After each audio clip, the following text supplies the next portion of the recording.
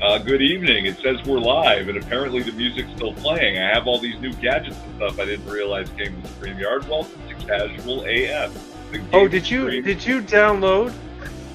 I Sorry, downloaded the gaming stream so casual that 99% of the time, I don't even start up a game. I don't even bother to describe a game to you that I was playing a week ago. So that's how casual we are. And I'm here with co-host Craig Bragg. Craig, how the heck are you, sir? I'm doing well. I'm doing well. Thank you for asking. What did I do today? Not a hell of a lot, to be honest. It was pretty lazy. It was kind of rainy. Wanted to take the pups to the P. I don't want to say the P word out loud because then they'll go, hmm? Right. But it was raining, and so we didn't get them. So it was a very lazy day in the house. I had a nice nap. I might even had two, which is not good. I shouldn't nap that much, but sleep is required. So. How about you? How have you been since You know last me, night? I saw you last night, so living the dream. I wasn't good even man. hungover today. It was great. Yeah, I like your shirt, man. It's not bad, right? Captain Canuck club member. Where'd you Yeah. get that? Fan Expo, like No shit, 10 eh? years ago. Yeah. Was the guy who because that's the most recent iteration of Captain Canuck. Was the guy who plays him there in costume? No. Because they made a live action sort of avatar for him. Did they really? Yeah, and they designed his costume. They got a motorcycle leathers company in Toronto to design the costume for him, and he was walking around all decked out. When I saw that costume, I'm like, that is a good looking uh, Captain Canuck costume. It's really it just looked really good. I'm sure you can find video footage of it. It's well designed. It's and the way they did it for the person who was wearing the suit was really it looked great. It looked really good. Anyway, Awesome. skullcap for the win, says Pox Toxic. And Toprontonian Tomians are evil. Prompt.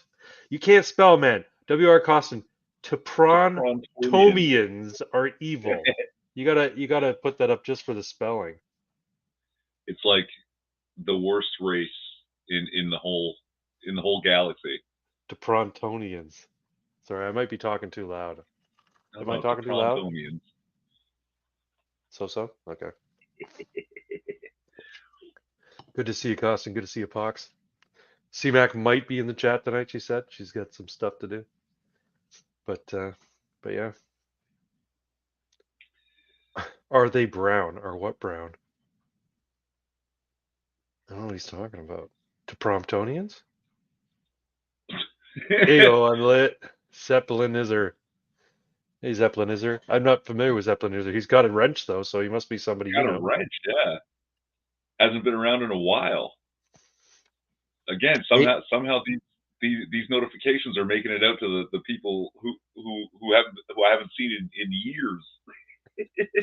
Tumortonians or whatever. Tim Hortonians. Tim Tim, Hortonian. I'm the Tim Hortonian. I Oh defend dear. I defend donut coffee shops from evil. I'm the Tim Hortonian. I did make a character real quick. I designed a character. I didn't actually play him. I made a character real quick today in City Heroes called the Hammer of Hogtown. The Hammer of Hogtown. Yeah, or the Hogtown Hammer. That's what he was. The Hogtown Hammer. So basically, he's a guy. He's wearing tights and stuff. But I gave him like the what do you call it? The tucked in cargo pants on bottom, and he carries a sledgehammer. So it's not like a big massive hammer. It's just a regular old sledgehammer. He's got like these like goggles types on, and he's got a cigar in his mouth, and he beats bad guys up with a sledge.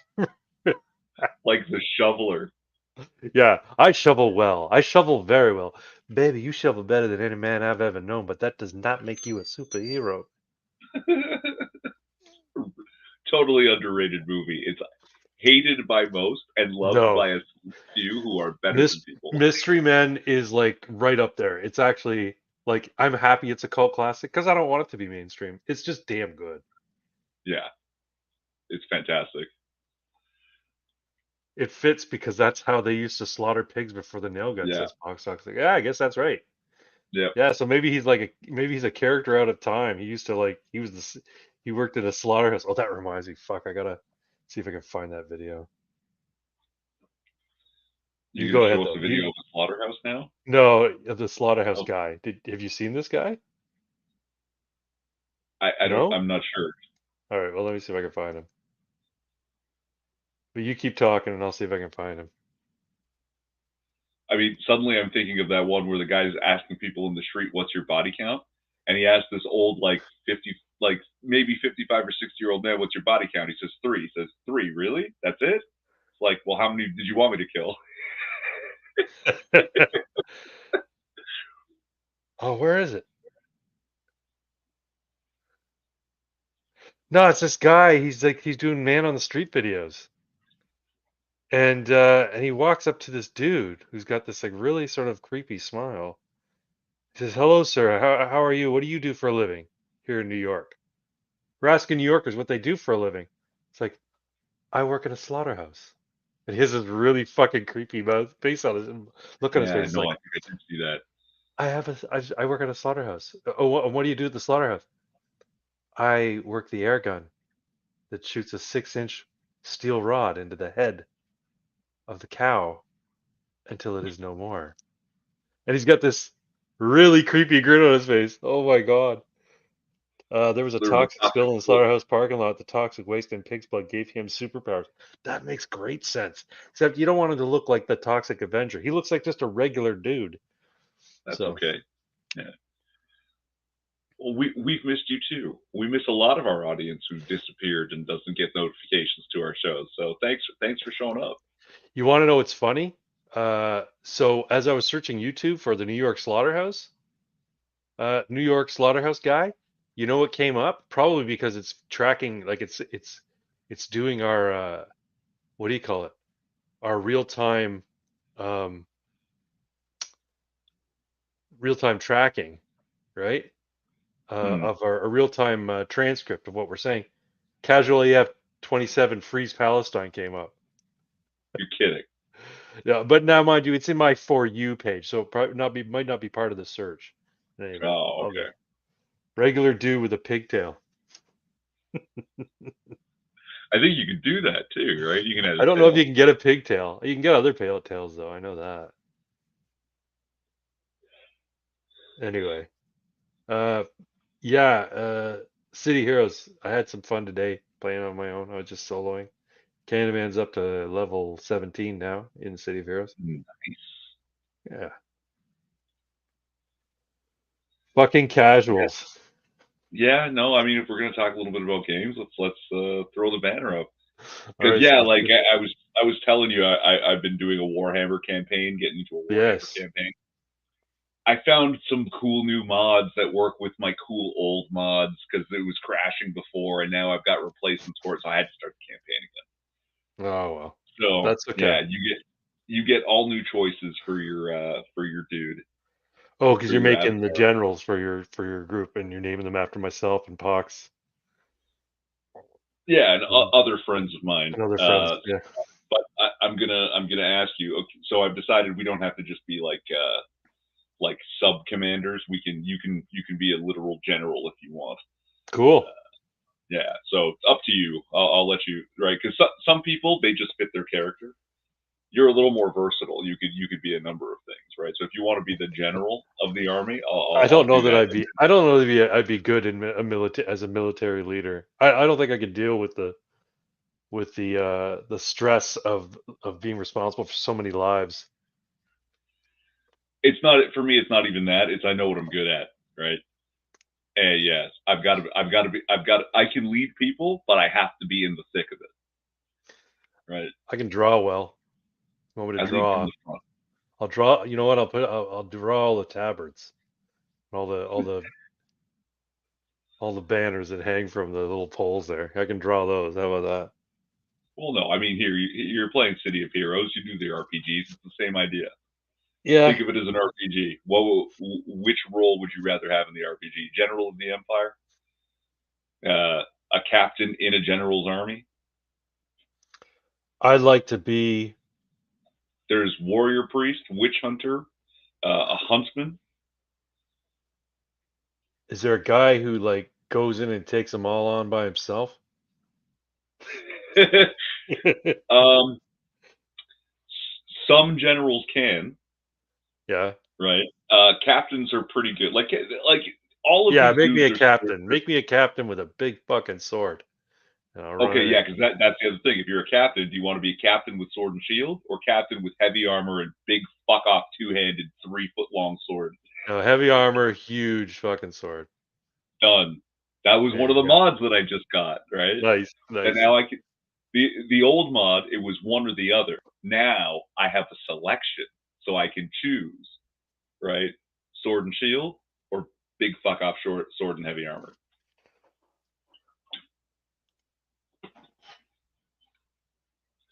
My buddy who teaches up on reserves, and he learns all the old ways of the indigenous peoples, right? He's trapping and hunting. He gets to be a hunt master, right? That's cool. I can't find that slaughterhouse guy. Oh well. See, look, see, I'm doing it. It's casual AF. Instead of playing the game, I'm just telling you guys about it. You could play the game. We could sit here and chat while you're playing the game. No, because I need to control the banners. I actually have topics. I did some prep. A Jägermeister. Yes, exactly. People don't realize that. Jägermeister, the drink, literally translates to Huntmaster. Oh, no And fooling. in some places in Germany where it's legal, it is still made the traditional way from fermented deer's blood. That's why it's that fucking color.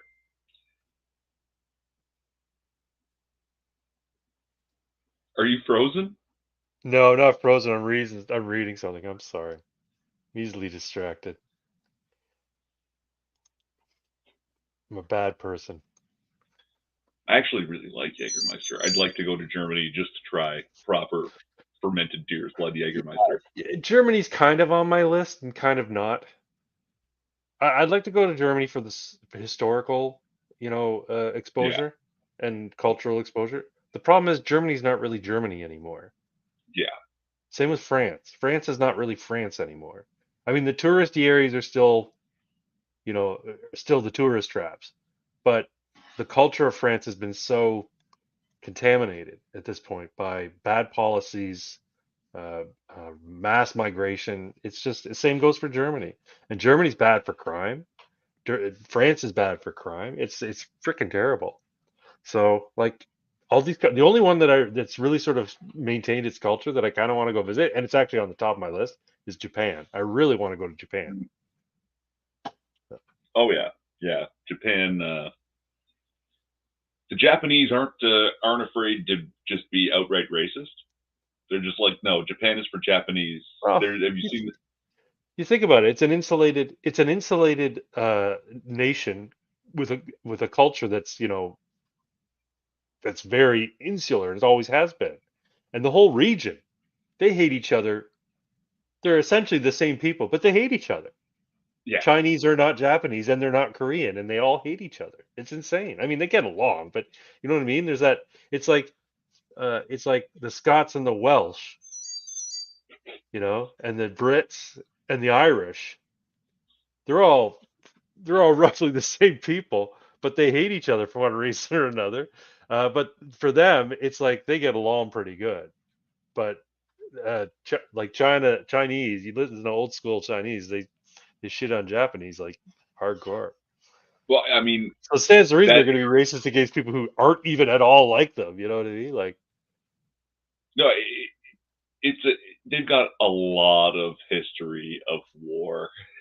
yes, it's true. Yeah, And it's not like India that was conquered by the white man, right? It was conquered by England, and so all those cultural delineations kind of got suppressed under colonial rule for a while. Then there were just the Indians and the Brits, and that was it, right? Uh, Japan was never conquered by anybody, right? So like the English and the Spanish, they started trading with Japan and realized, hey, you know what? They're pretty developed. I don't think we can roll over on these suckers. They got the stuff that we didn't know anything about. It's called gunpowder. They use it mostly for fireworks, but uh, yeah, these guys aren't worth the trouble of messing with. I don't think so. So we'll continue to trade. Yeah. But Japan's Yeah. one of them. Yeah. What's on your bucket list? Like for visiting, yeah. I Yeah, mean, old world Germany for sure. yeah, Um, maybe maybe the Calabrese homeland. yeah. Go back to Italy, Yeah, 'cause where all the yeah, Italians are. the best part is Calabria is still fairly poor, Yeah, right? So people who are looking to immigrate for handouts don't go there. So it's still there's still a lot of old world yeah. type structures in life. So Well, they're trying to get those migrants out of there anyway. Italy's really been pushing. I mean, they've been pushing back. The people of Italy have been pushing back pretty hard first before anybody else, and uh, and supposedly Maloney was supposed to do something about it. You said she's walked that back, but I have a feeling I kind of believe that she probably will in the end at the end of the day deal with it. I mean, I hope so Yeah, because it's really not working out. I mean, just look at well, I mean, Canada's a particular case, right? That we've had these huge volumes of immigration for a decade or more, yeah, and it's just getting more and more to the point that like they say, oh yeah, 300,000 a year, but in the last quarter of 2023, it was over 450,000 people. right. And now they're finding in places, was it in Brampton? Did you hear about this? A basement housing like 20 plus people, It's nuts. right? That some asshole has 3 sets of bunk beds shoved into a single bedroom, and he's renting the bed space for 475 a month. Are you So it's kidding a me? barracks. It's a barracks. 6 people in one room, each one of them paying 475 a month. So you know what? I'm frustrated too. It's good to see you, Mike. It's been a while. Zeppelin says, for real though, like, why do we have so many migrants? Well, that's Agenda 21. You're not familiar with Agenda 21?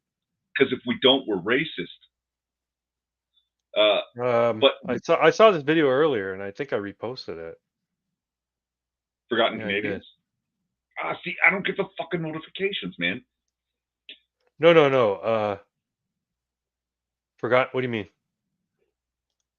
I didn't get a notification for Forgotten Canadians video. What video? You said you saw a video. Not one of his. Just a video about Oh, Agenda 21. oh. I was answering Zeppelin as his questions. Sorry, we were a little bit off of out of sync there. Yeah, no. I saw a video today about Agenda 21. Why do we have so many migrants? Here's why. If you would allow me to share, sir, I will show a quick video. Yeah, for sure. But I would also wanted to mention, send them all the F back. I mean, honestly, at this point, for their own good, we're not doing them any favors. Like Well, it's did you so hear? irresponsible. It's working out badly for the immigrants as well. There's a lot of people, like, there's news stories now I've seen of people saying, you know what, I'm going back to India. It sucks here. They don't like it. People don't like it. Hold on a sec here. I want Yeah. to maximize this. I think I'm sharing audio. We'll know in a second. This is a plan that was agreed You hearing audio? to by 179 nations. It's called the Agenda for the 21st Century. It's a totalitarian state being developed right now all over the world. It is the inventory and control plan. Inventory and control of all land, all water, all minerals, all plants, all animals, all construction, all means of production, all food, all energy, all information, and all human beings in the world. And this is a plan that was agreed to by 179 nations back in 1992. It's a United Nations plan. It's called the Agenda for the 21st Century.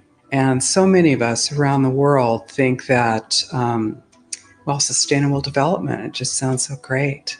Isn't it about recycling and creative reuse and creating energy and food resources for everyone? And the answer is Pause no, for a second. it really is not. It's about moving populations Greg, in. did you pause that for a second? Yep. Yeah, Yep. yeah. Not just for commentary, but also for copyright purposes, right? Yeah, I guess. I was just talking to somebody today, right? And they were like, we were talking about the stupid rules with the plastic fucking bags and shit, Yep. and like all the carbon tax. And it's like, why don't they do something meaningful like fill in the blank? And I'm like, because they don't actually want to do, they don't want to help. They're not trying to solve the problem. It's just about control. Like, and the thing I brought up was, you've heard of Greta Thunberg, right? Yeah, yeah, I know that name. That little girl. Yeah, yeah, that's right. Okay, but do you know who Boyan Slat is? No, who's that?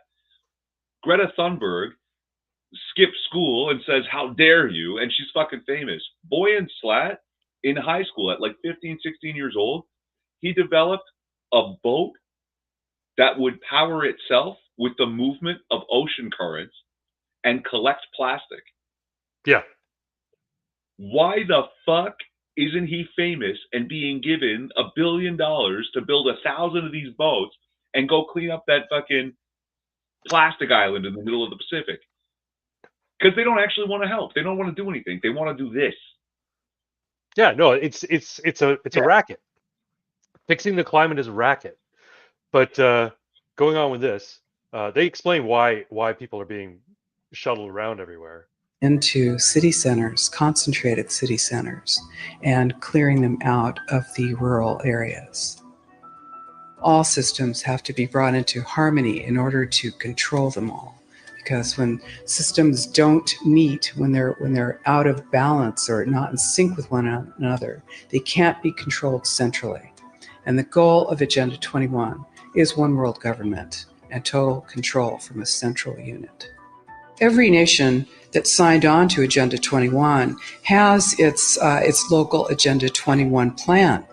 People in the United States are completely unaware of this.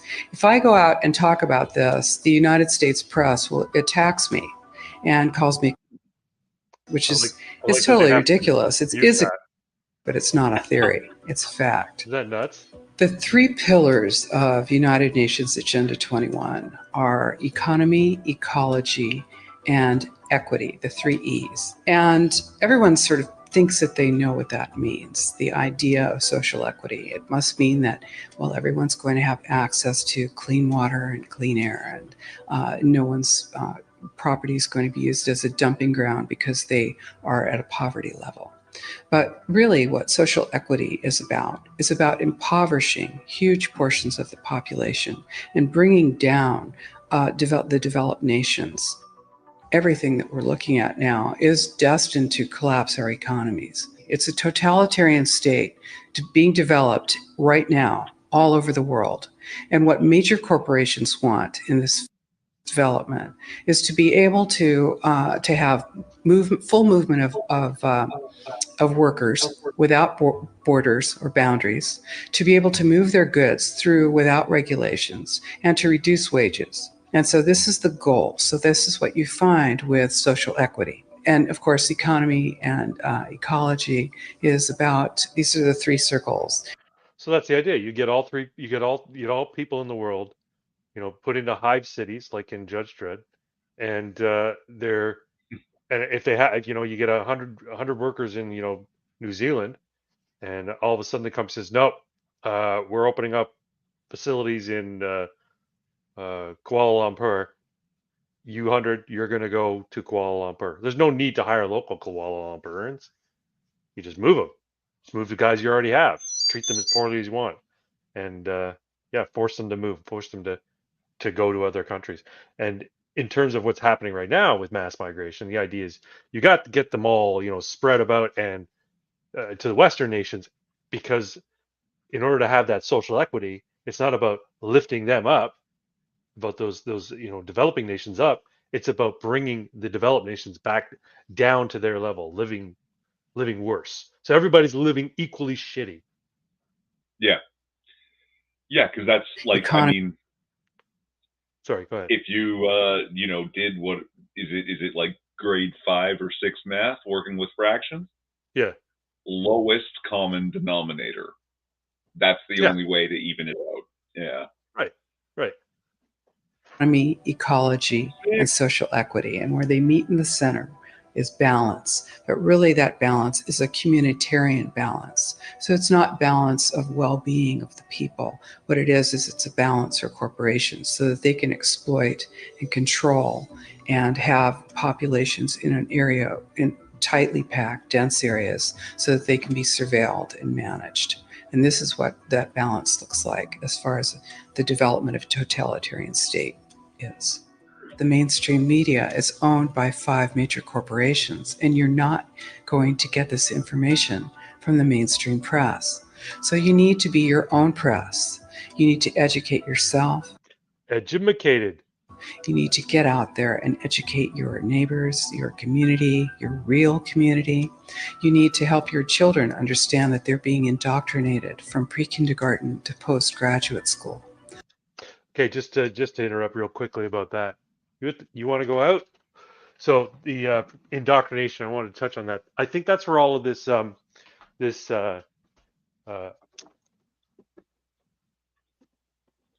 this transgender nonsense and drag queen story hour and all that sort of stuff is being put into schools is part of the whole plan.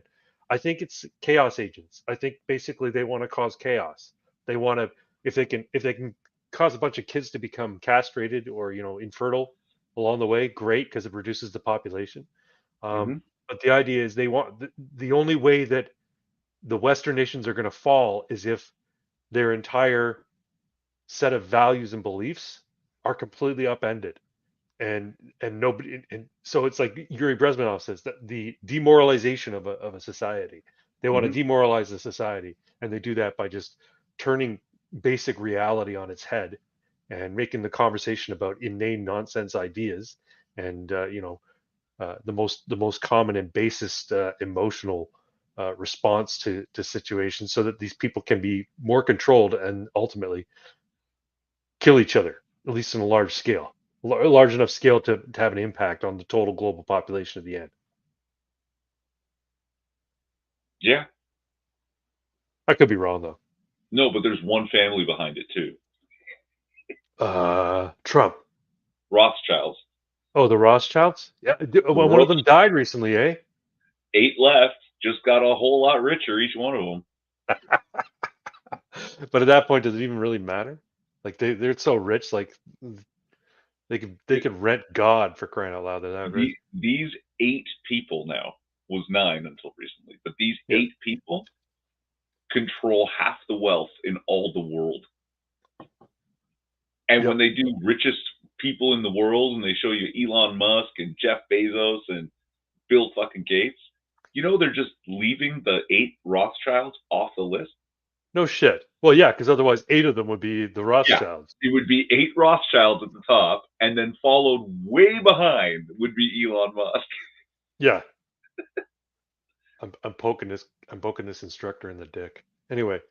All of us have a responsibility to ourselves and to others. This is true community, to work for personal freedom. And always remember that even though we work as a group, if we do work as a group, we're all individuals in those groups, and we answer only to ourselves. And this is essential. It's essential as free human beings. This is what we are. We are free, and we need to continue to be free. And I do believe that we will win, but we have to become aware that there is a fight, and then make our friends and our neighbors and our community aware as well, and work together. So yeah. So that's Agenda 21 there. Who's it? Zeppelin? Zeppelinzer. Yeah. So that's the whole reason why they're trying to kill us. And it's Six is just here. Hey, amazing. Six, how's it going?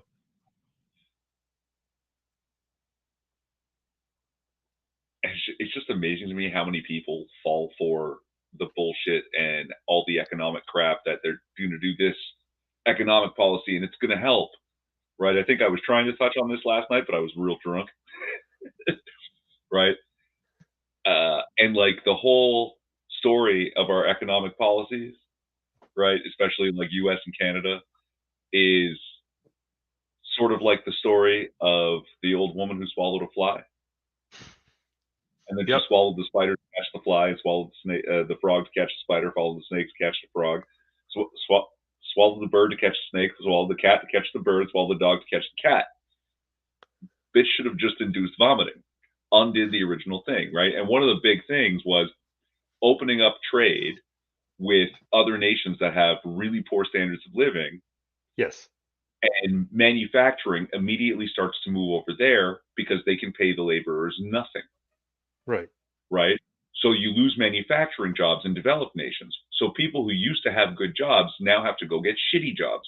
Yep. And they can't afford stuff anymore. So in a panic, people go, oh my God, we have to raise the minimum wage. That's right. Minimum wage doesn't go anywhere anymore, so you got to raise it. Yeah. So you raise the minimum wage, and that causes inflation. Inflation, oh my God, we have to raise the interest rates to slow down the inflation. Right. But now it's harder to borrow money for big ticket items. So housing markets start to stagnate and people can't afford their homes. So we have to do more incentives and reduce regulations for people to get into homes they can't afford. Also, let's do mortgage-backed securities and go nuts with that. Just throw every shitty loan into the mortgage-backed securities. Oh my God, the whole thing's falling apart. Right? What do? Bail out the banks. That's what we have to do. Print new money, borrow money that doesn't really exist at interest, immediately owe more money that exists to the fucking Rothschilds to bail out the banks that created the problem in the first place. So you're right. All of these measures that are put in place to try and alleviate the crisis that occurred because the previous measure fucked with shit too much. It would be easier to just basically induce vomiting, as you said, and break it all down. Just like start from scratch. That's what the Great Reset's going to be all about. And here's my prediction. No. I'm telling you. Sure, but you don't have to break it down and start from scratch. Look at what Trump did. The first I know. I mean, piecemeal. But I mean, even what Trump did. The root of the problem is you're still on a currency that doesn't mean it. It's currency is based on debt. It's not based on physical raw elements, right? That's absolutely even under Trump that was the case. But you're right. He tried to reverse some of it through trade practices and holding countries to the fire with regards to counterfeit IPs and that sort of stuff. But what I mean is that the Great Reset, they want it to get bad. They want it to get, the chaos agents. They want it to collapse so that the Great Reset can take place. Here's my prediction. There's going to be an internet crash. They've been testing it in the last little bit with Facebook going down and AT&T's network going down. People are going to get used to there being crashes of one sort or another, and they're just going to go on with their daily lives, right? But then there's going to be a full-on internet crash, and every record on every cached page you have goes 404. Everything is gone, and not really gone. It's probably going to be operating on a secret network for the people who are able to pay for it. But in any event, it's all gone. This is the story. This will be the nerd. It's all gone. All of your bank records, the deed to your house. Yes, you have a physical copy, but the bank doesn't have one. So, well, that means I don't know anything. Yeah, there you go. The bank that's what it would mean. But what they're going to say is, no, we have to have, like COVID, we have to have something now that can fix things and get things working again so that people can go about their lives and there's not chaos in the market. So in comes the WEF. We'll take on all the debt and we'll zero out everybody's debt. Nobody owes anything. Zero out what debt? There's no record of my debt. Who the fuck are you talking to? There's debt, right? They know there's debt. And who knows? What debt? What are you talking about? The point is, you guilt everybody saying, well, you still have to pay your debts. Even though there's no record of it, you still have to pay it. And people go, oh, well, because they're not thinking about the illogically. They're thinking about fuck, I had a $182,000 mortgage and $36,000 on my credit cards. Fuck, they are gonna take it all away. It's gonna be all gone. I don't owe anything. That would be sure be a huge load off my mind. Not worrying about owing anything. The catch is, sir, that house is not yours. The it'll say you'll believe it's yours. It'll say on your paperwork that it's still yours, but uh, the renegotiated contract, because we had to do a new one because of the great crash. Uh, there was a fine line saying that the property reverts to the bank upon any decision on their part that it needs to revert to the bank. It basically, instead of it being the property reverts Wait, to the bank if where's you the don't pay record your of that, though? bills, Everything it's the disappeared. property reverts to Everything the went bank down. even once your bills are paid. We can get it. Even once even once you pay your bills, it doesn't matter. We're just going to close it out, and it's now ours. That's what's going to happen. Buy more guns, people. Yeah. And the people who actually own their own house, own their home outright, that is, they don't have an open mortgage.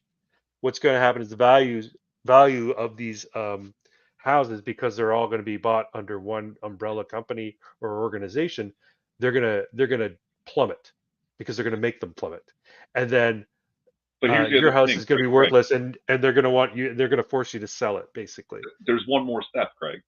What's that? There's one more step. Everybody that has paid off their house, well, we don't have any record of that, so the house reverts to the ownership of the bank. That's right. That's right. Like every single property everywhere. Yeah, but the thing is, like, people who've paid off their mortgage, they get documents that say your loan is now done and the property is now yours. So they could go in before a court of law and say, look, I have ownership of this house. Here's my documents, blah blah blah. Even if the bank lost all their digital records, big deal, it's mine.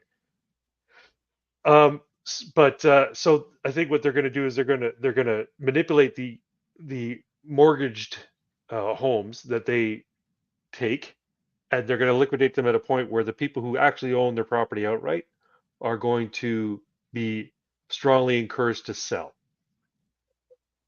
And why wouldn't they want to sell? Because every other property beside them is being turned into Mega City 1.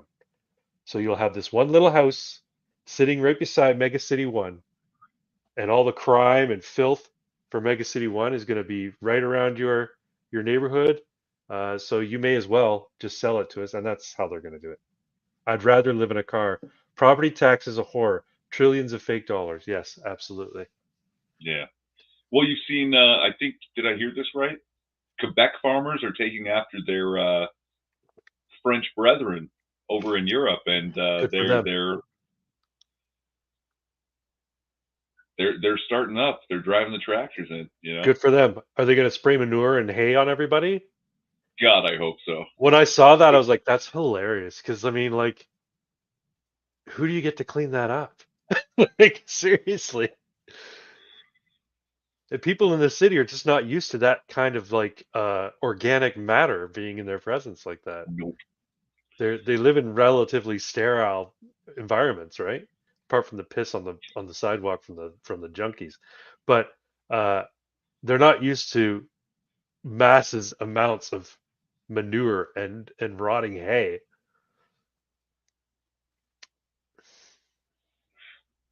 Hi, buddy. But yeah, Cat's gonna swat at me here. Why are you swatting at me? He wants to be fed. Sorry. I'm talking too much in your stream again. I'm doing it again. I'm sorry. Not at all. Not at all. What was I going to say? I don't know. Oh, yeah, that idea about clearing out the farmlands, right? Well, look, Bill Gates is buying up all that farmland. Mm-hmm. Chinese nationals, elected officials, are buying farmland in Western nations. Yeah. Right.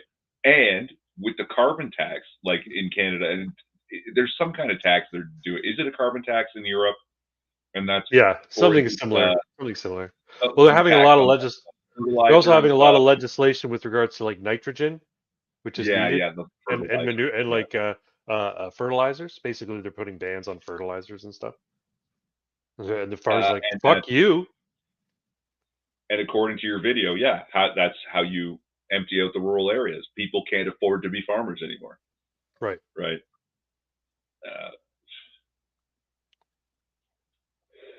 So yeah, gotta put a stop to this, because this is the thing is that Rothschild. Oh, and Ajax is telling us not just the 8 family members of the Rothschilds. There are several Russians richer than Elon. Putin alone has 5 times Elon's wealth. That's Yeah. actually good to know because I don't think they're with the Rothschilds.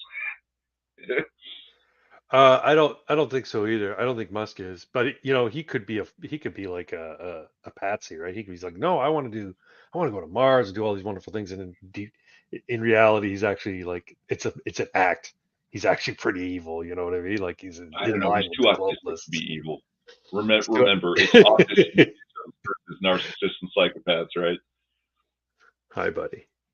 Oh, he Uh, wants affection. but yeah, but like that Rothschilds clan and their extended clans, they believe the whole planet is their property, Hey, stop and that. the rest of us got to pay rent. Yeah. Yeah.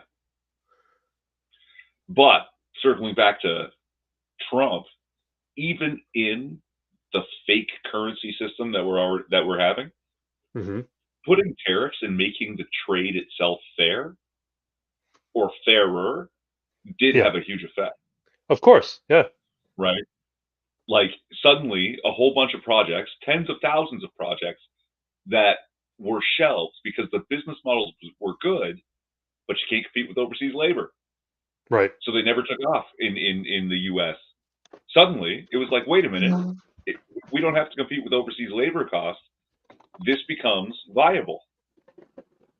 And That's right. so a whole bunches of projects started up, manufacturing jobs, right? Which leads to more resource requirements, which leads to more manufacturing of, like things like rebar and shit like that.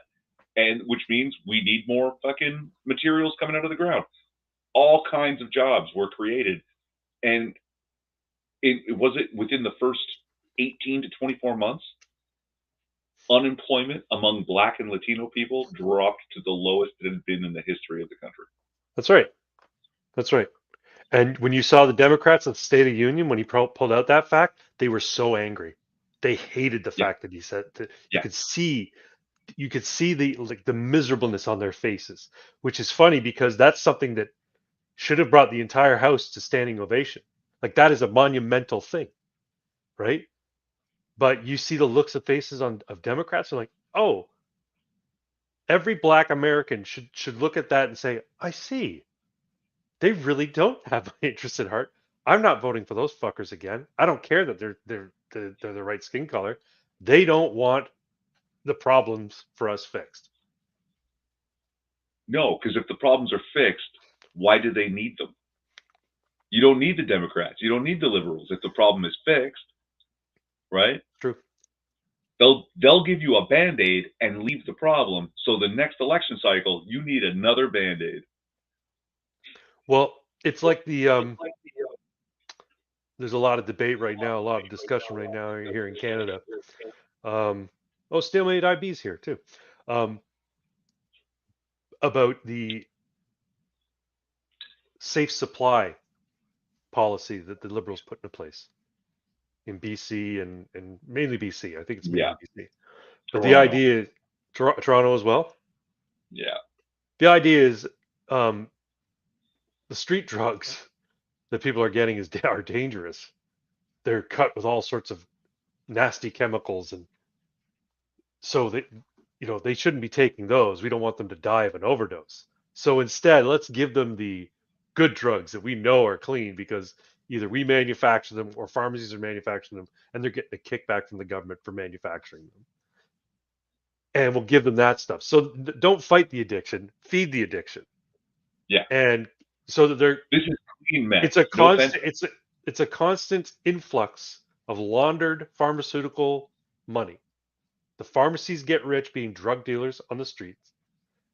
The what do you call it? The tax man, the politicians, they get the kickbacks from the pharmacies because they're getting all this money, and problem never fixes itself. If you wanted to fix it, you put in treatment centers. I mean, here's the thing: if you took a drug addict, somebody who was addicted to methamphetamine, and you just basically locked them in the room and said, "You're not going to get any." Like that's it. You're cut off, and you don't get to leave this place until you're completely clean. And here's here's your bologna sandwich every day, and you get to sleep in this 8 by 10 room.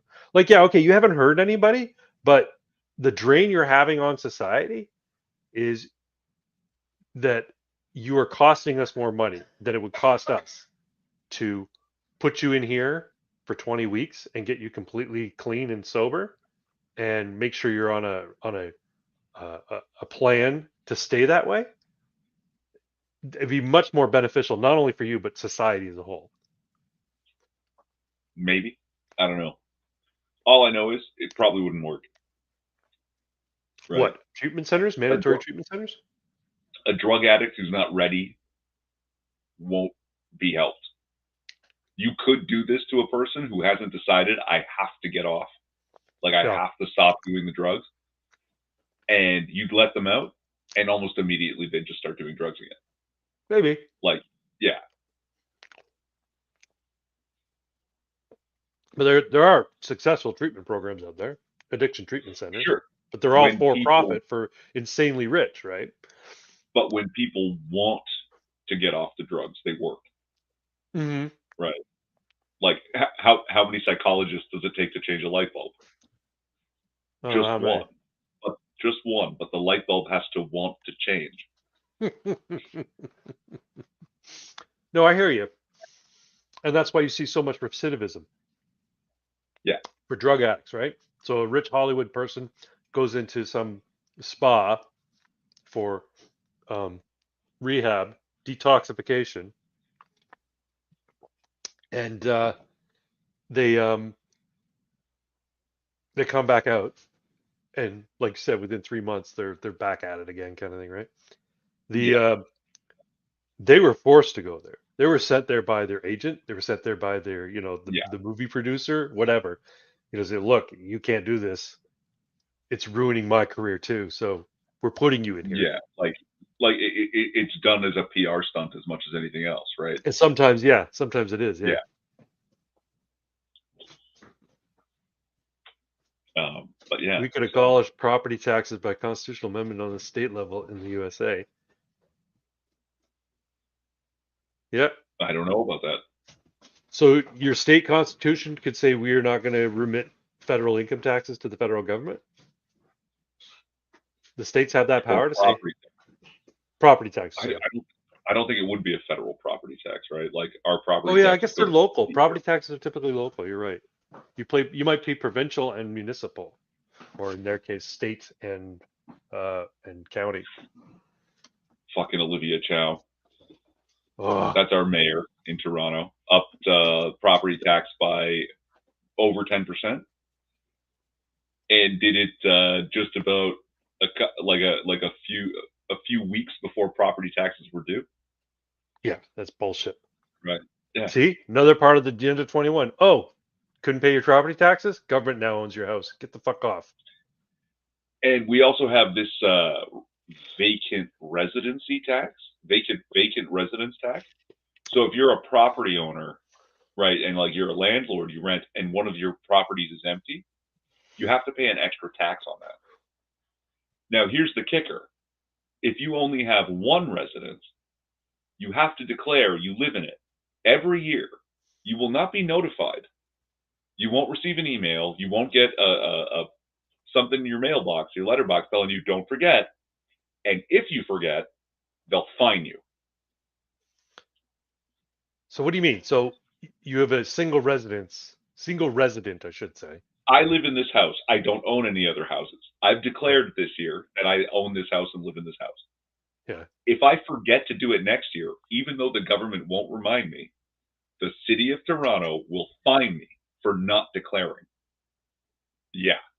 But why wouldn't they just assume you're still living there until some death certificate goes to them? Because they want to fine you. Doesn't make any sense. Makes no sense. It makes sense every time you file your taxes, if you have a mortgage or even if you own your home, you're going to get, you're going to have to pay taxes every year, and every year they know to collect them. So Yeah, that doesn't make any sense. That you need to declare that you still live at the address that they've been taxing you at for ad infinitum. Wife just came home with a bottle of monkey shoulder. Continue to get high or break into that bottle. Irving Twin, please advise. While monkey shoulder is not my favorite, you know I'm always for breaking into the bottle. Come on, man. What's monkey shoulder? It's a whiskey, yeah. Oh yeah, where's it from? Is it Irish? But it tastes a lot like a Speyside Scotch. No idea. Yeah. Let's look it up. I will look it up. Some people love it. They love it the way I love wild turkey. And if that's your palate, that like you go for that kind of thing, good for you. Enjoy it because it's not It's super apparently pricey. it's a Scotch. It's a blended malt Scotch.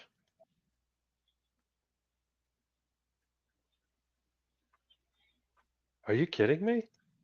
What?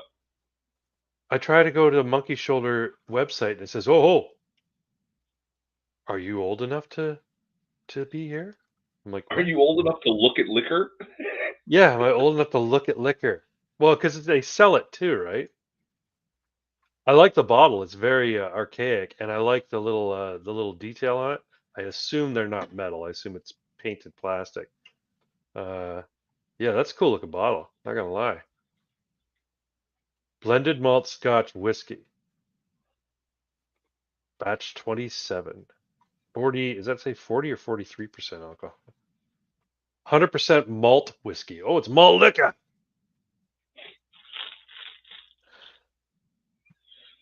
They got a cool logo too. I like their logo. Yeah, like it's cool and it's not bad, right? Like I mean, it's just my preferences go different than monkey. And Ajax even said Wild Turkey 101 over monkey any day. That's my guy, my man. I am a peasant, so I will drink. I will drink nothing but Bacardi rum. So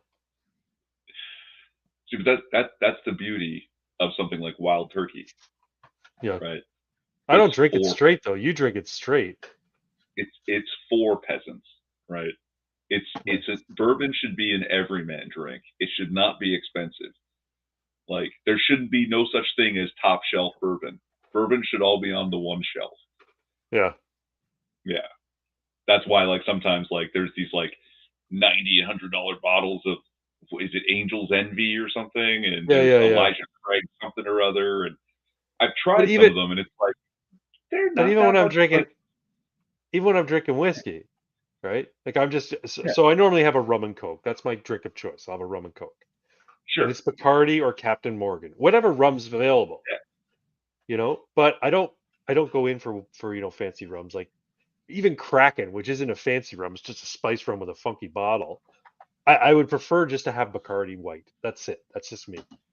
And so when I'm going for whiskey, it's CC, maybe Crown Royal, but more likely CC because Crown Royal is too expensive. Because all I'm doing is getting drunk. I don't give a shit about the taste because it's being mixed with Coke. So so CC is fine by me. Crown Royal's fine. I guess there's Seagram's makes one too. I think like a Seagram's like is good Canadian whiskey. Do not knock it. Again, inexpensive. I don't yeah think they yeah. really have like a top, but it's not bad for what you're paying. I feel Canadian the same way Club, about CC. Canadian Club, I feel the same way. It's like yeah, this is decent. Like there's nothing wrong with this. It's getting me yeah, drunk. no, I'm no, no. having it. There's because they're rye whiskeys typically, but they're Yeah. made kind of like bourbons, so they're a little bit spicy and like they're richer than they should be for such an inexpensive product, right? Which is the thing, and that's like the Wild Turkey is so good for so little that when you want to charge me $90, $100 for the bottle of bourbon, it had better be 3 or 4 times better than Wild Turkey. Because if it isn't, why the fuck did I pay all that money for it? Right. Right? That Wild Turkey is so good, so well known for such an inexpensive fee. Hmm. It is the bourbon against which all other bourbons are measured. I like Bareface too. I'm glad you turned me on to Bareface. I kind of like Bareface. Yeah. See, if you're having trouble, like, I don't know, is it the alcohol content that like it No, hits you and you're like, "Ah, I don't want to like drink it straight." no, it's the flavor. I don't like the flavor of booze. I don't. I find it very. I find it tastes. It Like a tastes hospital. toxic. It tastes toxic to me. So I mean, it Well, is. it is poison. It's poison. But that's the thing. It tastes toxic to me. It's like if you bit into something that you didn't know was bad, but then as soon as you bit into it, you knew it was bad. Like a piece of food that you think, yeah, I have this hunk of cheese, and you bite into it. Oh shit, that cheese is not good. That's how I feel about alcohol. When I drink like alcohol straight, it's like, boom, your body's telling you this is shit. Do not fucking swallow it. But if I mix it with a little Coke, yum, yum. Yeah, I mean, the sugar cuts it. You could try just plain up mineral water that would maintain the flavors while cutting down that toxic sensation that you're getting out of it. Oh, maybe, but In then I'm fact, I was watering it watching. down. I mean, I guess I'm watering it down with Okay. coking. I'm coking it down.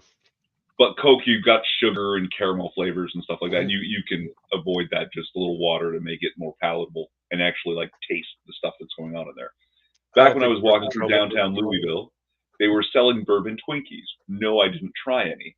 Bourbon chicken isn't bad though. I do delightful bourbon chicken. Yeah, marinate for 48 hours and oh god, Wow. wow, that's so good. It's fantastic. Uh, I'm not a fan of bourbon cake. Yeah, and people make rum cakes and stuff too, I like right? rum cake. I like Yeah, rum cake. but Yeah. rum cake is fermented. Is fermented molasses, right? Fermented sugar cane. It's made from fermented sugar. Well, that's what rum is. Yeah, Yeah. yeah. So it stands to reason that rum cake is going to have a nice sweet tone to it, right? Rye Well, yeah, whiskey, that's like having cake with bread in it. Fermented bread. yeah, So I don't want yeah. cake with bread in it. Cake's supposed to be sweet. Well, bourbon's made from corn. Oh, is bourbon made from corn? Okay, there you go. Yeah, So it's like corn cake. yeah, yeah. Well, cornbread. It's an Cornbread's ethan- delightful. it's an ethanol cake, is what.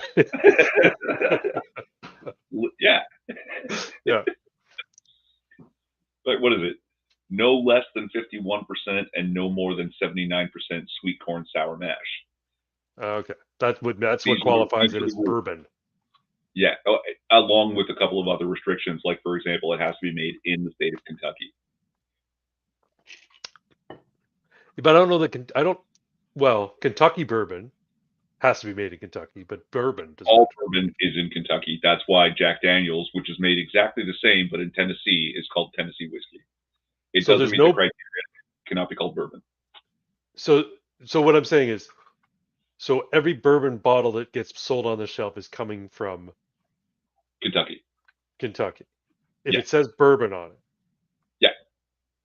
Really? I thought there was other states that make bourbon.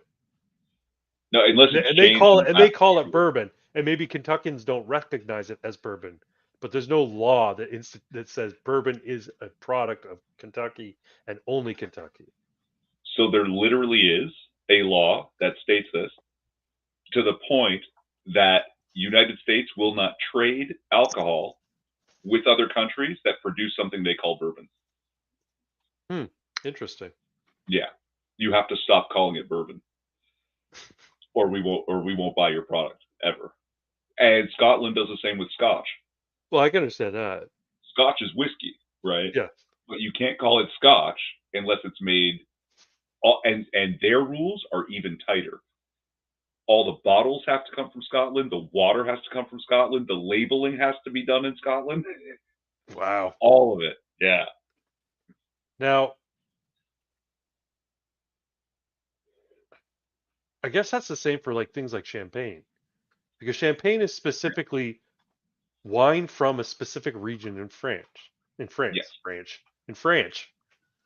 And Yeah. Champagne and is so just if you sparkling have wine. sparkling You know, wine, you can't call it champagne unless it's actually bottled in champagne. and the grapes are grown in the And the grapes in Champagne. Champagne. Yeah. Champagne grapes. Uh, Okay. Cognac, it's just brandy, but Yeah. everything happens in the cognac region, and then you can call it cognac. Gotcha. Yeah, Interesting. cool, right? Yeah. People take their alcohol very seriously, Yeah, I and they should. guess it's good to have a hobby. You know what I mean? Like it's like I guess it's like chess players, right? They take chess real seriously. People who are into alcohol take alcohol really seriously. People who make because I guess they consider themselves artisans, right? They consider themselves masters in their field. The people who Absolutely. make brandy, the people who make wine, right? Um, so it stands to reason that these people would behave in a nerd-like fashion with regards to their rules. When you think about how chess players and Scrabble players and people who play specific crokinole, like I'm learning the rules of crokinole, and it's like it's fucking tight, man. Like, and it's you don't do certain shit, and if you do accidentally do certain shit, they get all over you about it. Because like, if you're new and you're playing in a tournament, you're expected to know the fucking rules, Yeah. and if you do something Oh yeah. wrong, why are you in this tournament? That's how it goes, right? Now, thankfully, the rules of crokinole are pretty simple, but I have a feeling that yeah, chess players, fucking magic card collectors, Hey, stamp collectors, coin collectors, they're all very cliquey, and they've I all got very specific rules. I learned how to play chess at 4. Yeah, So I know you said that. let me tell you how I've yelled at a good friend because the third time, and I'd asked him not to already, he reaches over, takes my piece off the board, and then touches his piece and puts it on the square. I was like, don't fucking do it. It's touch move. You touch your piece. If you touch my piece, you could just put it down because you didn't activate touch move. Right? Once you touch a piece, you have to move that piece. But he's touching my piece before he's declaring which piece he's moving. Terrible etiquette. Terrible fucking etiquette. Why would he touch your piece first? Because he's taking it. Oh, He I means see to what you're take saying. it. So He's taking my neighbor's piece. instead of him putting his in place of yours before taking yours, yeah, He removes it from the board and then moves his piece to the empty yeah, square. Don't fucking that's do that. pretty You moved crass. your piece.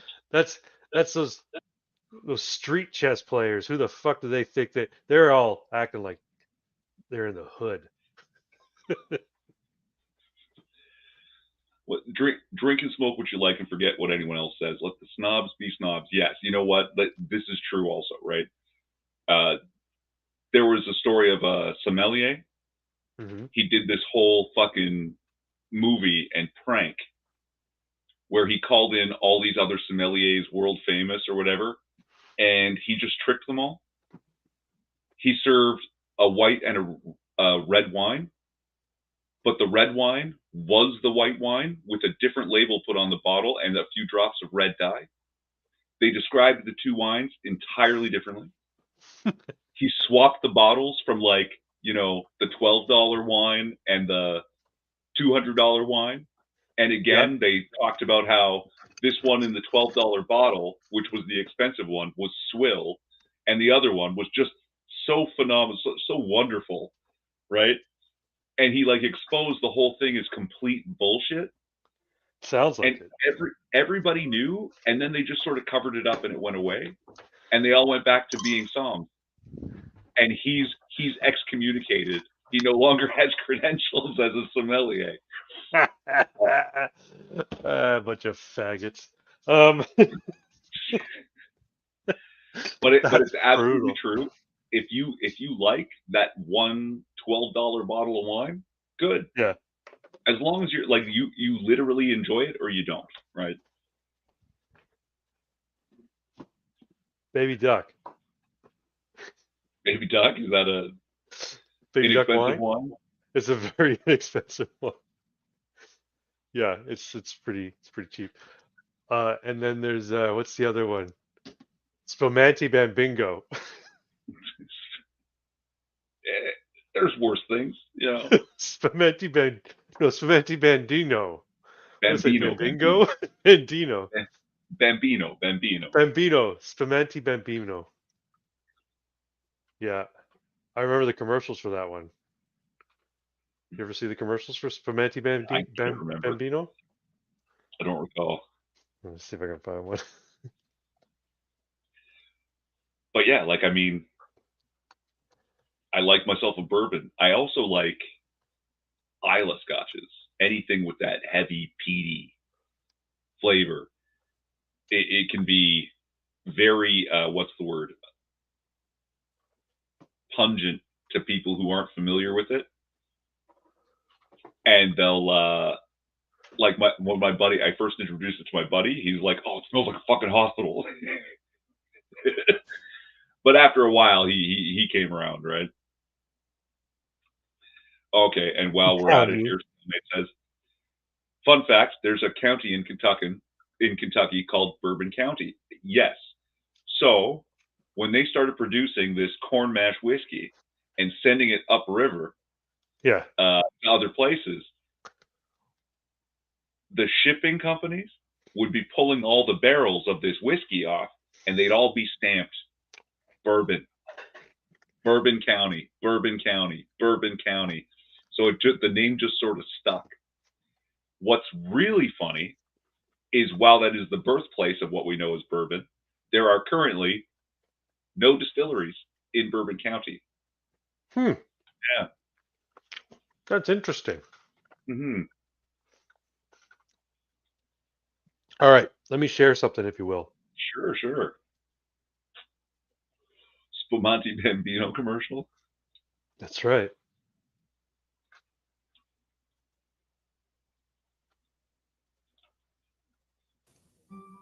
I asked my Valentino to go find me a vino, a sparkling white vino, the man of my dreamos. He found me the vino, Spumante Bambino. Oh, what a vino. Spumante Bambino from a Jordan wines. It's alive. Why? Just right. He found me the vino, Spumante Bambino. That's my baby now.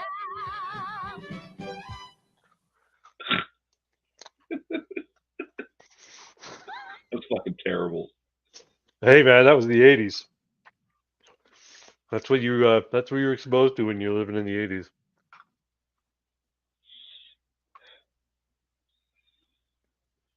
Melina made, the wife made these delicious oatmeal raisin date cookies. They are so good. Why you got to put raisins in it?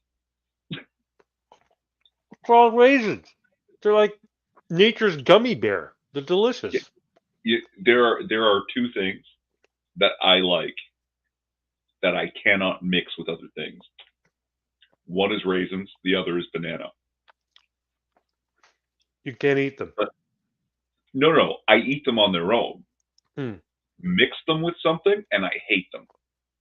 I can't fucking stand it. You don't like banana bread? I hate banana bread. Oh my God, you're retarded. I love a banana. I used to eat a banana for breakfast every day. Banana bread is like the evolution of the banana. It's so much more. No. Okay, whatever. I think bananas and raisins have two distinct, so many things going for them that it doesn't belong. In my head, it doesn't belong with anything else. The texture, the aroma, and the flavor are so what they are. I can't mix it with anything else. So have you ever eaten ants on a log? No. That's like I've seen it and it already looks disgusting. Yeah. Now, I think it's disgusting if you use cream cheese, but I think it's great if you use peanut butter. Peanut butter, raisins on celery. But I prefer my celery cooked. So. Ugh. Of course, you don't just cook celery. Yeah, you put it in the, what do they call it? The tree treminiere or whatever. What's that? Minestrone or. No, it's the base to like everything. It's like carrots, celery, and onions sauteed together. Sure, what's that called? Melina? Huh? What's that base called? Celery, carrots, and onions. What do they call it? Mirepoix. Mirepoix. Yeah, or the Trinity. Or the Trinity, yeah, that's right. Nice. Ajax says, got the wife hooked on Islas. Now I'm Going broke buying Ardbeg and Lefroy 10. Yeah, shit. What are those? Those specific whiskeys?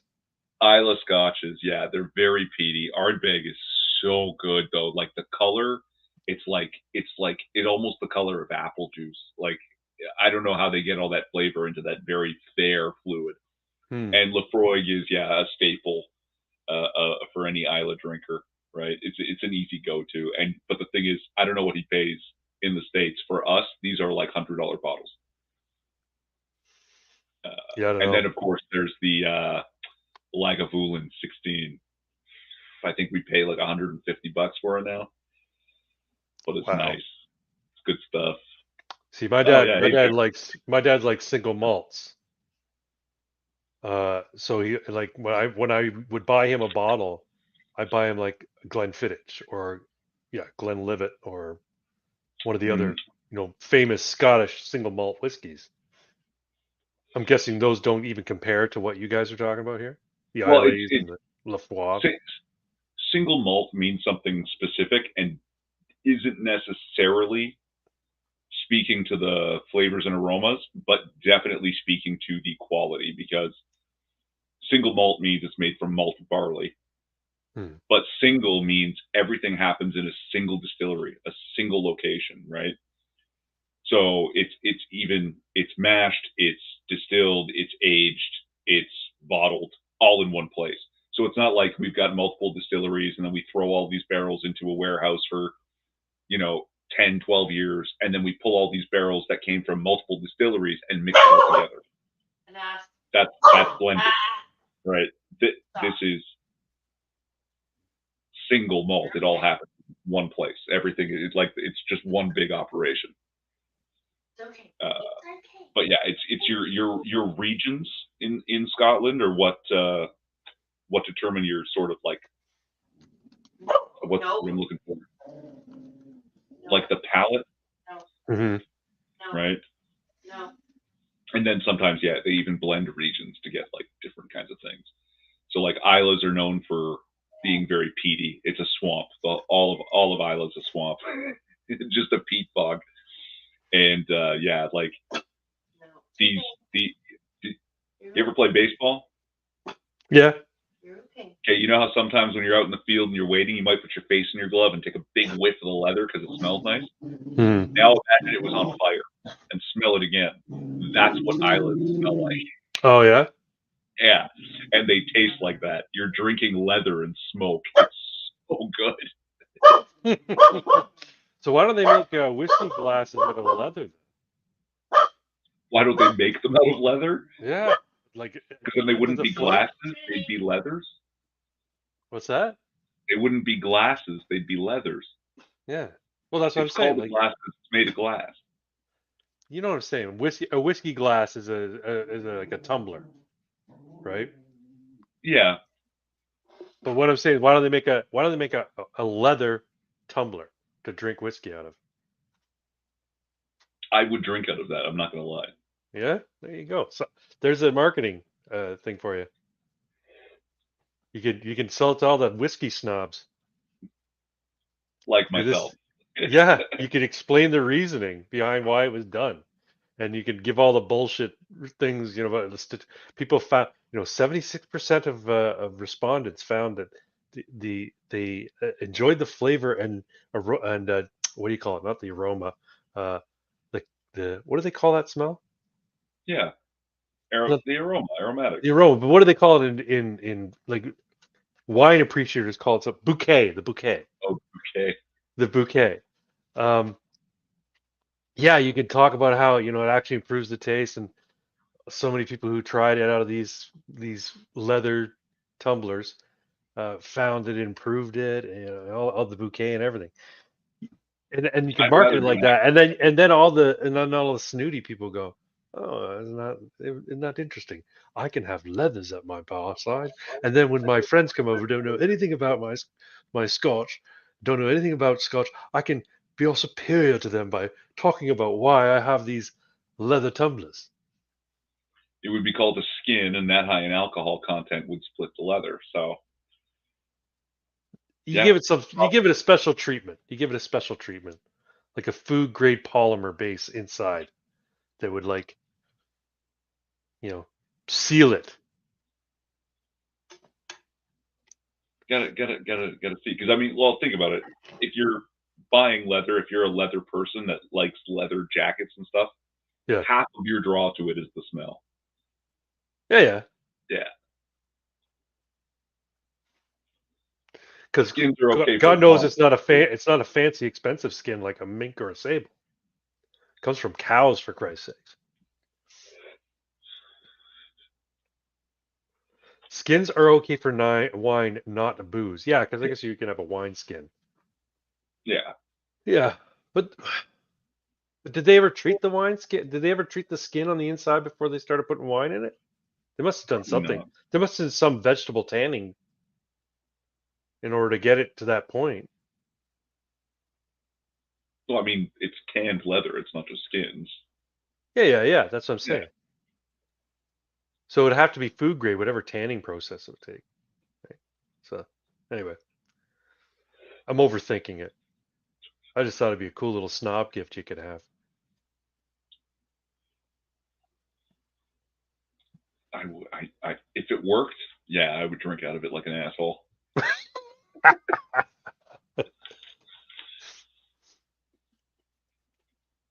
What else are we talking about tonight? Let me see. Oh, yeah, okay. Palestine declares war on Canada. Okay. Have you seen this? No. They're marching in Ottawa, at least, finally. They're actually, like, redressing their grievances with the government. I don't know what they think Canada's going to fucking do about it, but at least they're down in Ottawa and not disrupting the Christmas shopping season like a bunch of fucking assholes. I don't know why they thought that would do anything. Right? Yeah, we're probably not hearing a lot of this on regular news that No. pro-Hamas demonstrators have basically been nonstop terrorizing people. It's like I've seen terrorism. a couple of stories, but it's not gone into deeply. It's just like any other incident. But yeah, no, it's been going on, since Christmas, right? With the no Christmas as usual crap, moving into, like, geez, I saw one where the cops are trying to keep two groups separated, and one of the pro-Hamas people hits a cop. Yeah. Like, strikes the cop. So the cop Yeah. grabs them and is arresting them. Yeah. You know those cops get swarmed, and the person is dragged away from the cops, and the cops can't fucking do anything about it?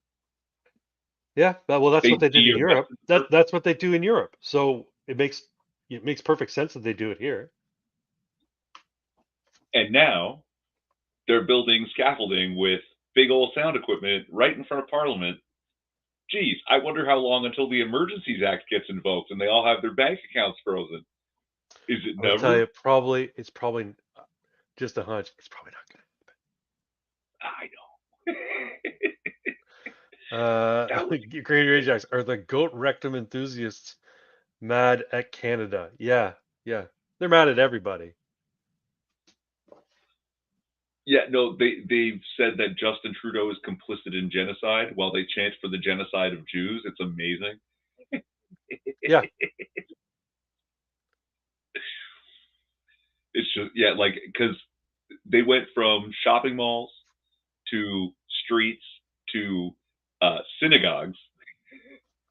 Unbelievable. Surrounding this was happening in Quebec too. Oh, and Jewish-owned businesses, just going to a Jewish guy who owns a business and getting in front of his business and being a shit. Hi. Mm-hmm. I love you too. Like I said, minor terrorisms, right? No one's getting bombed or killed, but these things are basically to instill fear in the populace, demanding some sort of policy change. I don't know what the fuck they think Canada's going to do. How the fuck do you think Canada is going to stop this war? You fucking idiots. Like, just ridiculous. Absolutely retarded.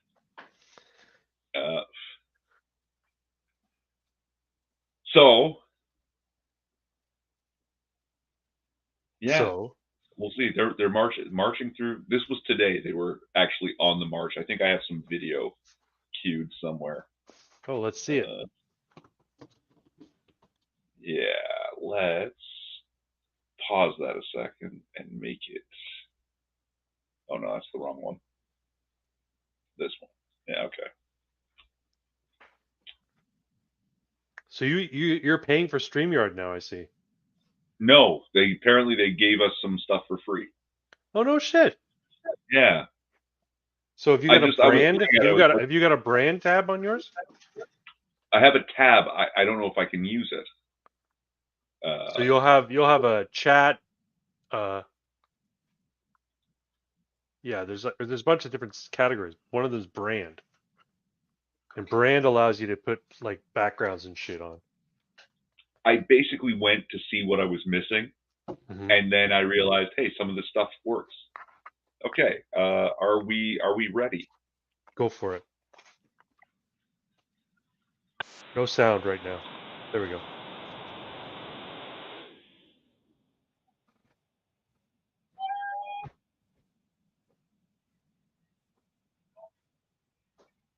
So I think this is from Joe Warmington's Twitter. I don't know if he actually did this filming though.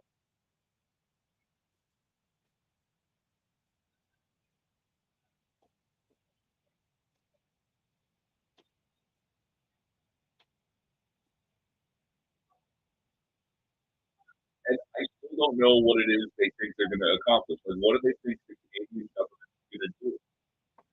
Apply pressure to Israel to engage in a ceasefire. What pressure can Canada apply?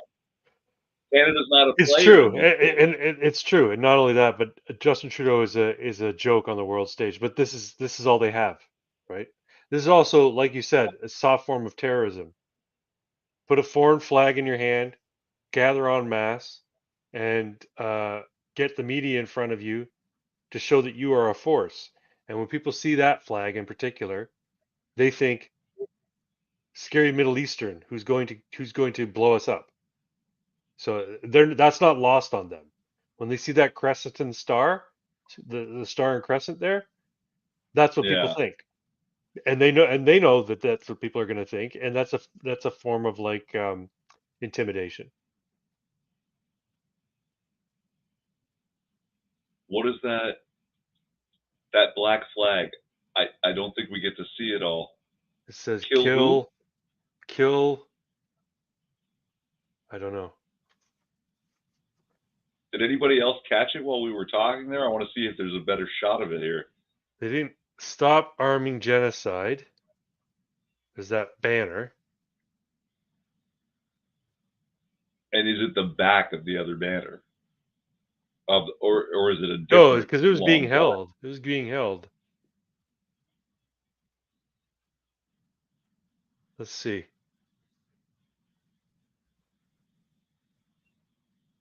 It's coming up. No. Okay, so I see it over there. Is it that group of people moving? Here it is. Kill. Maybe. Kill. You can't see it. Sorry, one sec. Yeah, I'm trying to just. Oh, kill occupation. Okay. I thought they were balls out. It was going to kill occupation.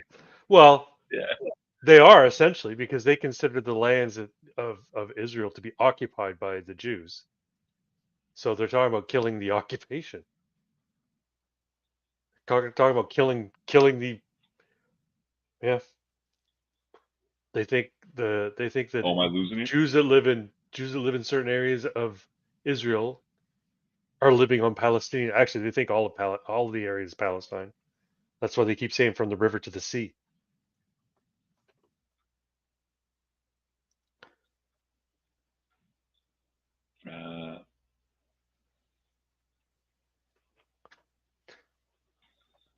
Yeah, they erected a scaffold and put up a sound system.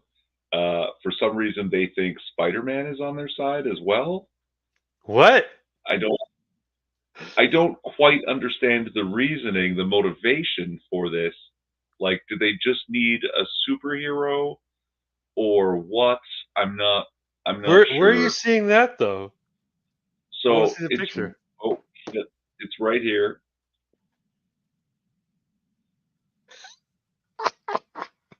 Good costume. I like how he's got the what do you call it? He's got the bandana, not the mask. Saying Spider-Man's is Muslim. Oh, Spider-Man and he's pro got a Hamas. green smoke grenade. What the And if you hell? look out in the street, yeah, there are other smokes burning down there. They've been Oh, it's popping probably a smoke. red and a black, right? Yeah.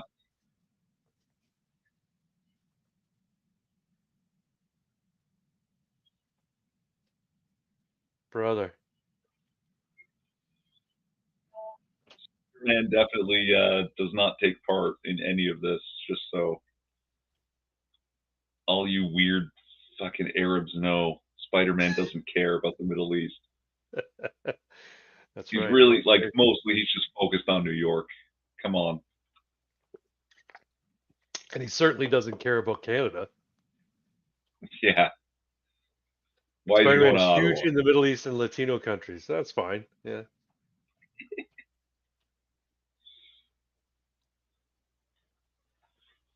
So, I guess now we've got to ask. I think this might be a new thing. Here we go. Is it a hate speech? This is going to be the same, right? We'll find things from the internet, and we'll take bets on whether or not it's a hate speech. We'll even find incidents where we already know the answer and quiz the audience. Is Yeah. it a hate speech? So I'll start. Like, for example, in Canada, Yeah.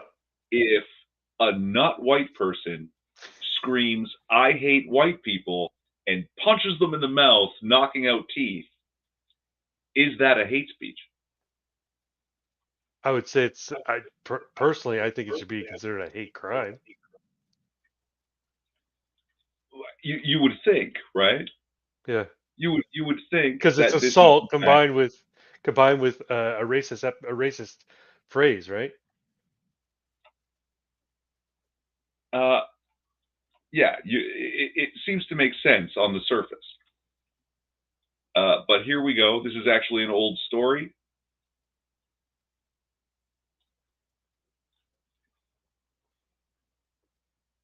No, it is not a hate speech. It It's not a hate crime. is not, according to the judge. The judge says no. Tamara Crowchief was arrested for the incident. She said she punched the woman and knocked out her tooth because the white man was out to get her. And why did they Let's go decide down. that she wasn't? There's no evidence either way about what the offender meant or whether she holds or promotes the ideology, which would explain why this assault was aimed at this victim.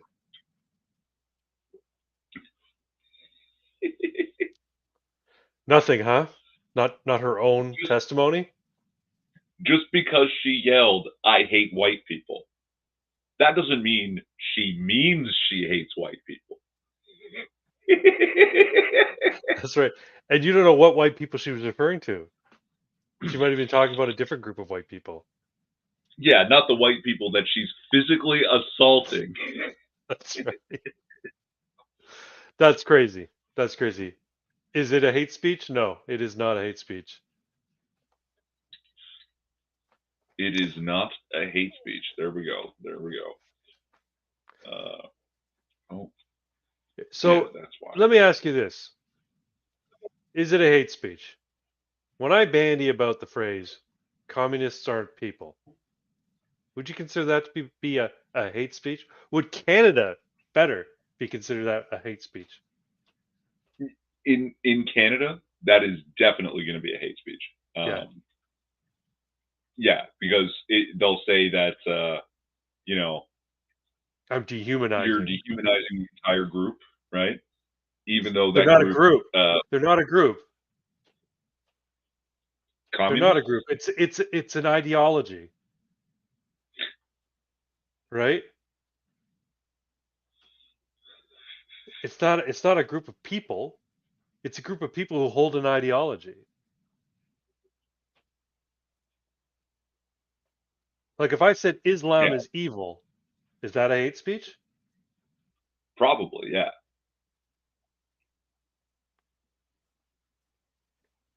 She may have been talking about albinos, albino blacks, the white people. Which is definitely a hate speech, Yeah, yeah. hate speech. Oh man. Well, like, see, my thing is like, is it a hate speech? Justin Trudeau's hair is just average. It's not that great. Is that a hate speech? Not yet. Bill C-63? Who knows? Would executing all the government officials be considered genocide? And is No. that a hate? Is asking that question a hate speech? No, that wouldn't be considered genocide because they're not a people.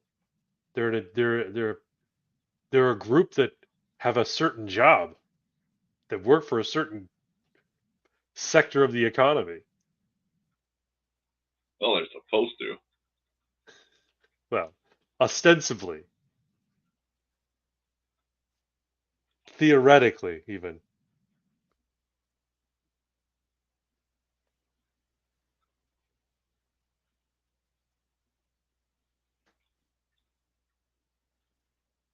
Oh, okay. So there was a counter protester who said something, whose sign said, "Honk if you want to deport Hamas." Okay. Is that a hate speech? No, In I don't. Canada, remember. No. Whether or not we think so, we'll logically conclude that it is not, but will the law say it is? Yes, they will say it is. Yeah, I think so too. The best Do part, we have the a guy do we with have a the sign, judgment? Do we have a judgment? not yet. The Okay. guy holding that sign is a Christian Iranian, Okay. and And he's saying, he's escaped Iran, so and he's saying he lives in deport Canada. Hamas. So saying Yeah. deport Hamas. Mm-hmm. So you know why they'll say that's a hate speech? Because you're talking to people, you're advocating for the removal of people who believe a certain tenet of beliefs that you don't believe. So that's even if you were the same religion. So even if he was also a Muslim, but not a supporter of Hamas, you can't talk about somebody's closely held beliefs. Terrorism is now a belief Hamas is system. a terrorist group. The fact that they adhere to a certain set of beliefs, while it not insignificant, doesn't make them a special group.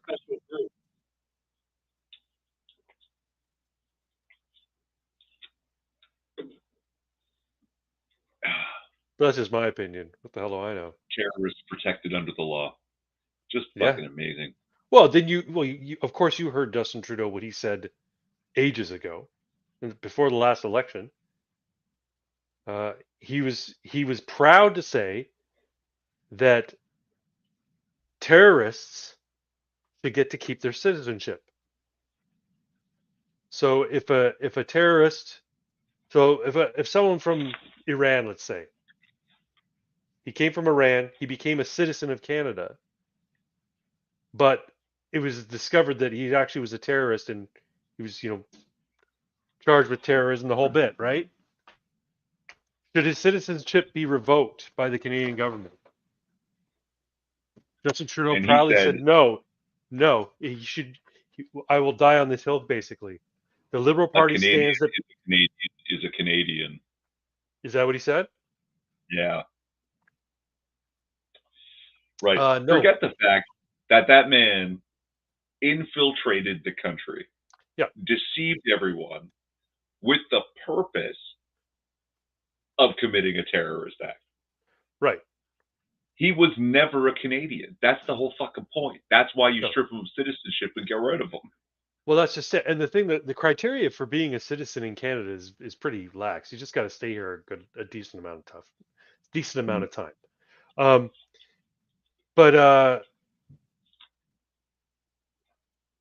But the idea that there's only one type of Canadian. That's simply not true. There are natural born citizens, and then there are naturalized citizens. There are people who have come from another country and decide, you know what, this is going to be my country. I would like to be a citizen here. And they're decent people, and they behave like everybody else. They're not here for some ulterior motives. But the idea that they're the same as people who were born here and grew up in the culture and were raised in the culture, they're not. They're just not. Don't you guys give them $10 million and an apology? Yeah, probably. Yes. No, we did. Yeah. I thought it was more than 10 million. No, I think it was 10 million. Yeah, because I somebody think- was like, somebody was They what were they after pushing. and Were they pushing like legally to have him deported or something? oh, this particular one? No, Yeah, no, this particular- this is something particular. That he was 15 years old when he was committing terrorist attacks with his father against Americans. Right. Um, Killed an American and- nurse too, I believe, wasn't it? I think so. Yeah. And then, yeah, well, the Americans basically told him to go fuck himself. Canada was like, oh, here's $10 million, and we're sorry you were treated so badly by the Americans. What the hell is that?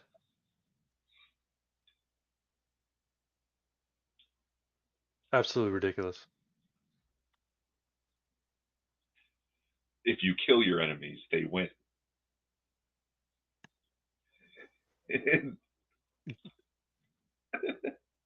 If you kill a fanatic, the fanatics win because they're just going to use it as a reason to be more fanatical. Yeah, and then he was on the cover of some magazine too. That guy, that terrorist. Yeah, I can't Ended up remember being his on- name. Yeah, he ended up being on some, propaganda, like front and center on this fucking cover of this thing. It's ridiculous. Which Became like a propaganda? poster. I can't remember. A Canadian magazine. I want to say Maclean's. Probably Maclean's. Yeah.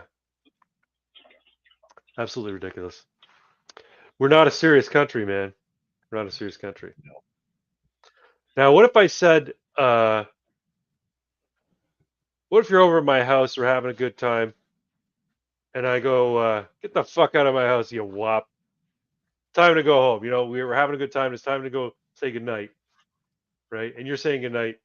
I gotta go, Craig. And I go, all right, get the fuck out of here, you wop. Is that a hate crime? Because Italians are now just grouped into the European whiteness. Yeah.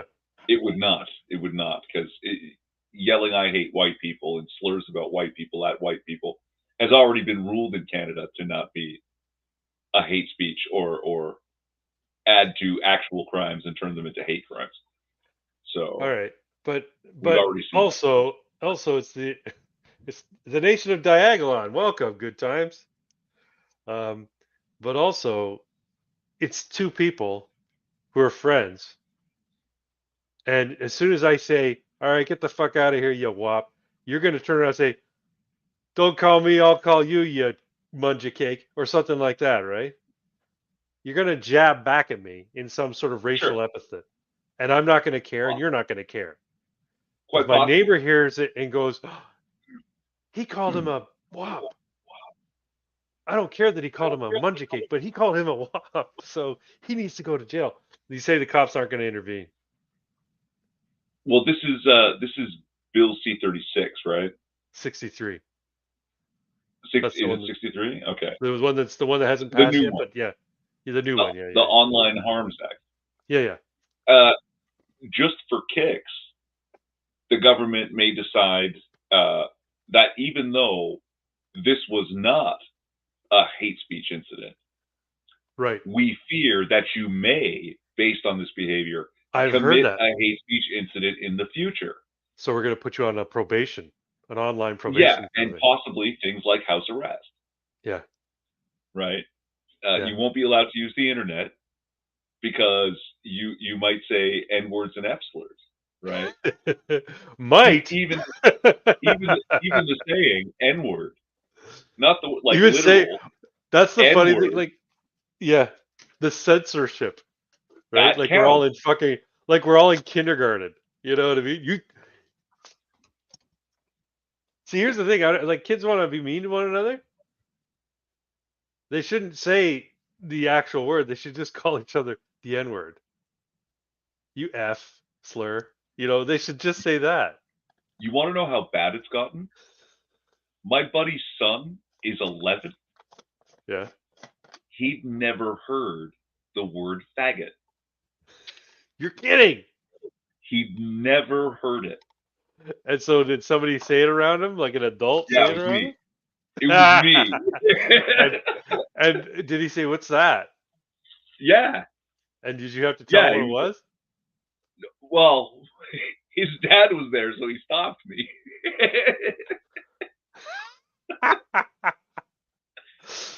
Did the kid get curious though? What's a faggot? Yeah.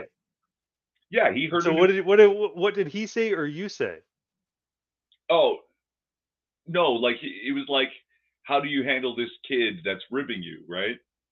Like the kid's being mean and picking on him, right? And I was Call him a so it faggot. just, I can't remember the context, but it came out, and he was like, "Huh? What? What's that word? Say it again." And his dad's like, "No, no, don't, no, Definitely don't not a good say word. that in the You don't say that word." schoolyard. Yeah, They'll take you away from us. but seriously, an entire school's worth of children, and none of them had ever used it. Yeah.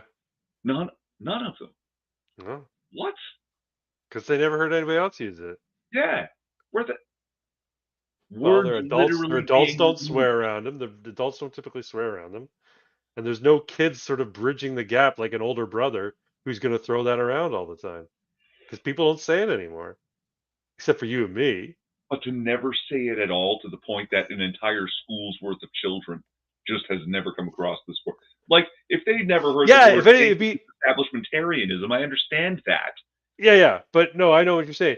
You would think there'd be a graffiti somewhere in the bathroom where Yeah. somebody wrote it down and some kid got exposed to that. Right? Right? You know that thing about whenever you learn a new language, the first thing you learn is all the swear words? You do Right. that in your own language too. You learn Yeah. all the swear words by the time you're 12. That's right. And by the time you're 12, you should be able to fart with your armpit. If you can't fart with your armpit, you're not a kid. I've never been able to do that, You were never a kid then. I guess. I showed my nephews that. We were at my in-laws' house in Florida, and they were just little kids at the time, right? And we're playing in the pool, and I'm jumping off into the deep end and stuff. Before I do it, the Chevy Chase thing from National Lampoon's Vacation. Hmm. I do an armpit. No, it's Rodney Dangerfield from Back to School. I do an armpit fart under each arm, and then I jump in, and they laughed.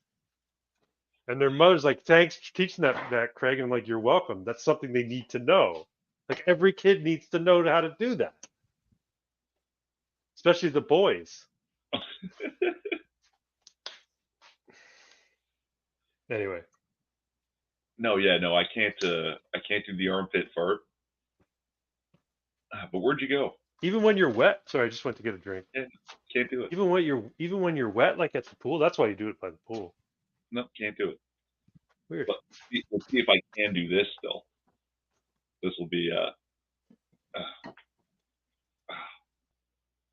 are you doing? Oh, I can't do that.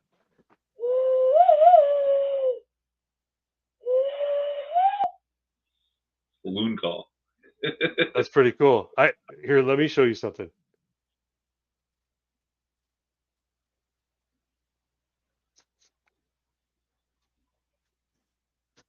Oh, it's not working. There we go. Yeah.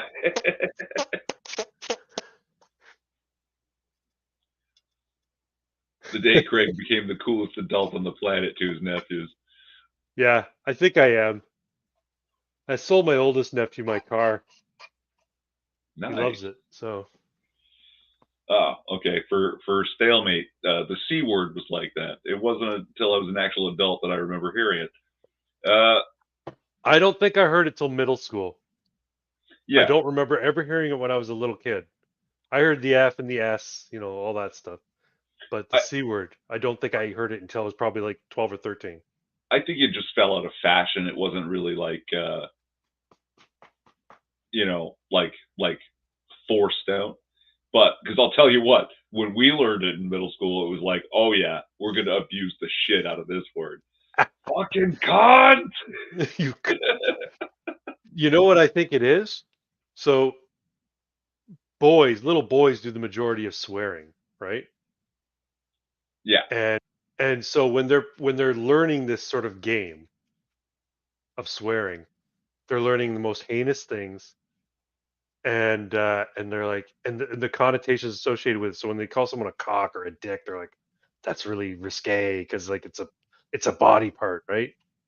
So they hear when the word cunt came on their radar, they're like, well, we can't use that. Even if they knew it, they wouldn't use it because that's a girl body part, and that's even more obscene to talk about than the boy's body part. So you never say that. That's even worse. If your mom heard you say that, she'd cry. So you don't say the C word. You call people a dick and a cock and a butthole and an asshole. call him pussy. I don't even remember calling anybody a pussy. I think we called them faggots. Yeah, I think we did. Yeah, I don't think pussy was even in fashion. I think anybody who's like weak and you're trying to goad them into fighting, you call them a faggot. I would get them into fighting. You wouldn't call them a pussy. Because that's just like calling them a chicken, right? Calling someone a pussy is like calling them a chicken. I guess. They just, But they're pussy is too scared to fight. But you call them a faggot, and you're basically saying you question. Not only are they a wuss, like cowardly, but they also like penises in their bum. You look like you suck a lot of dick with your butthole.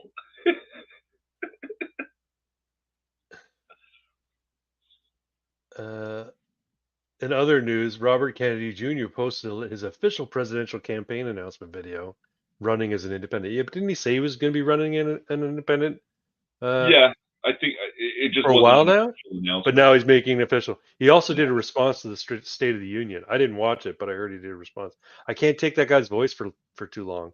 I Like I know, like what he says, but his voice it becomes very distracting. but it's really hard to listen to him like constantly like talking like this. It just like what Yeah, the fuck? it's painful. It's How because much pussy have you I eaten, can bro? feel his throat clenching up, and it's like, oh, why are you doing that to yourself?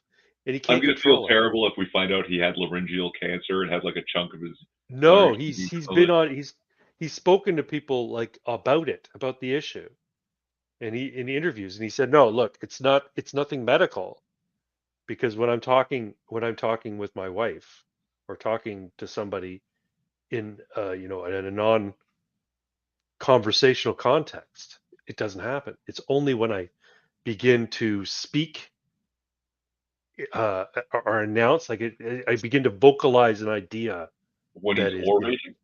when he's orating is when it kicks in.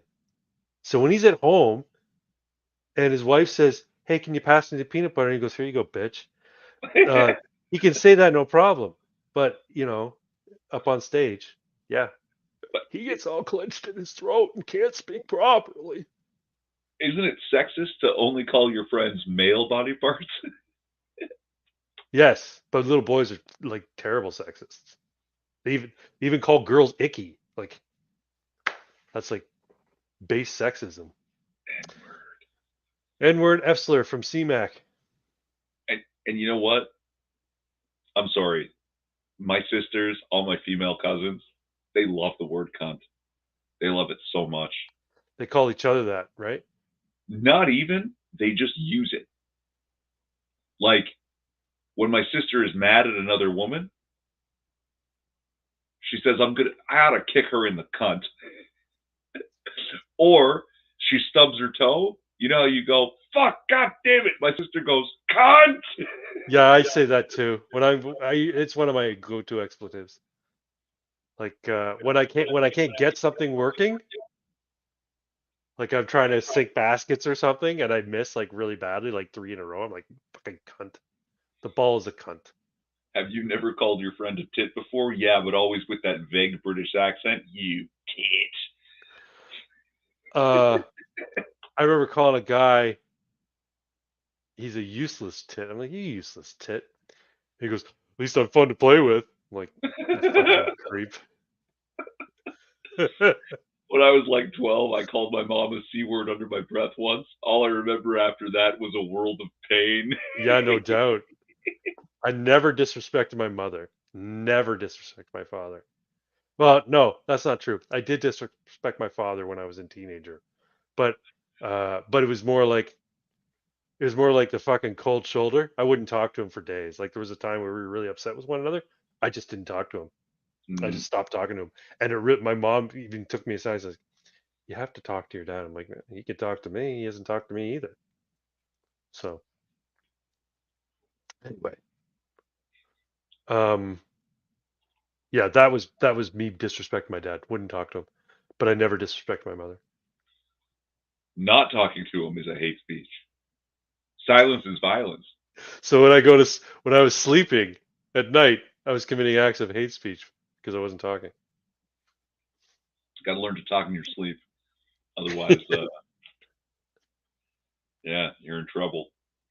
But my dad's an old stock Canadian, so I don't think he counts as being a victim of hate crimes or hate speech. Mm. My mother could move faster than the Flash when angry. Did she ever have an implement that she hit you with? For Italian. My mom used a wooden spoon. Oh, that's very Italian. Maybe you're not so much cake after all. Yeah, Yeah. she smacked You know my why ass it's with a wooden spoon? Because it's always in your hand. Yeah. Right. You're in the kitchen all day. Everything's working with a wooden spoon. Right. So boom, just turn around and whack. No, she only do it on our butt, and it was only when we got to the point where she was, we were annoying her beyond. We wouldn't listen to her, and we were being Hot bad. Wheels track. That's nasty. Oh, that's really bad, That's especially like on the bare legs. steroids. If you ever felt on the bare legs, it's brutal. But yeah, no, my mom would she wouldn't while she's cooking and we're misbehaving, she wouldn't go stop that or anything like that. It would be like we'd been like really, really bad all Saturday. My dad was at work, and finally my mom gets a hold of me because I've been running around like an idiot and behaving badly with my brother. She gets a hold of me, puts me over her knee, and gets the wooden spoon. Whack, whack, whack, whack. You listen when I tell you what to do. That kind of stuff, right? And yeah, that was her deal. My dad would use the belt. The belt, yeah. And the time that he would use the belt was when we weren't minding my mother. Hey, didn't I say I never disrespected my mother? I lied. I disrespected my mother as a child, but not as like a teenager or an adult. Apparently, American Latinos and perhaps Mexicans in general, maybe all South Americans, their mothers have what they call la chancla, the homing slipper, where you bolt from the room, you turn the corner, you're 10 feet down the hall, and whack, you get hit with the slipper. She's nowhere to be seen, but it follows you around the corner. Wow. Yeah. She had a good arm. Um, Mickey Mantle of slippers. Yeah, my dad had a belt. And one time my brother and I were both misbehaving. My brother used to try and talk his way out of a beating. No, wait, Dad, wait, if you just let me explain. Listen, Dad, it's not my fault. He would try and do that. It didn't work. He would hit me. He would always do me first because I would like, one, I don't think he wanted to hit me that hard because I was the younger one. And he could just sort of warm up on me. Warm up a little bit.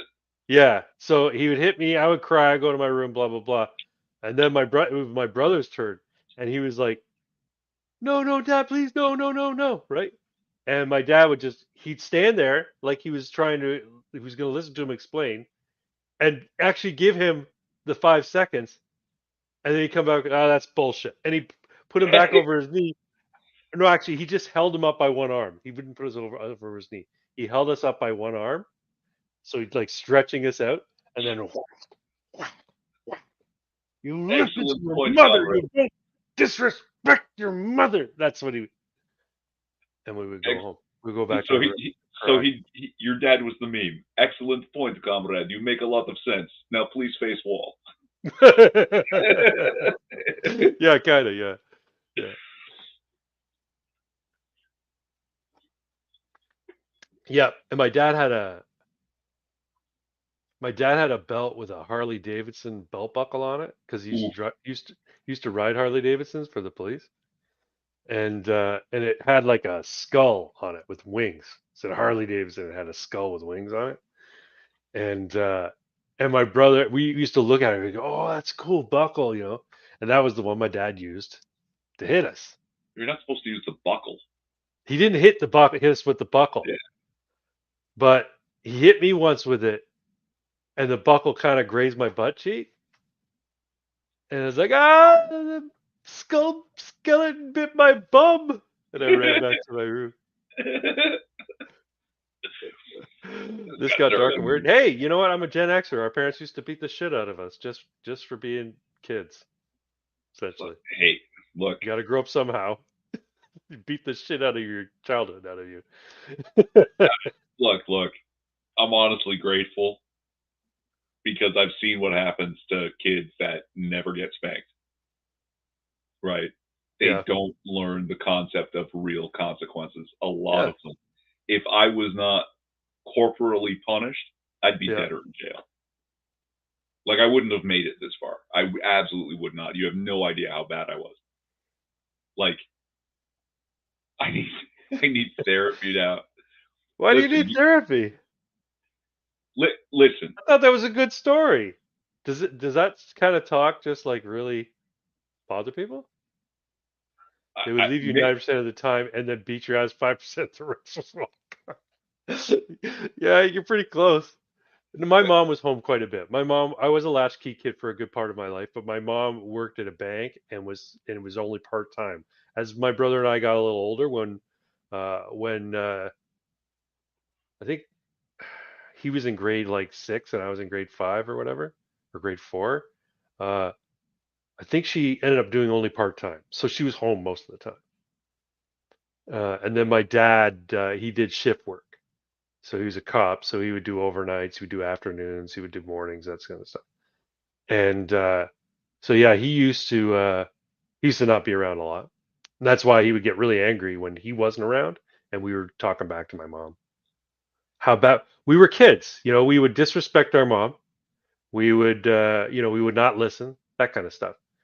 And the thing is, we're like, she can't catch both of us, so we can behave as badly as we want, and all we have to do is dodge her. And we just wouldn't mind our mother. That was the big thing. I did a couple of like really stupid things as I was growing up, but that was the big one. Not minding our mother was what got us into trouble.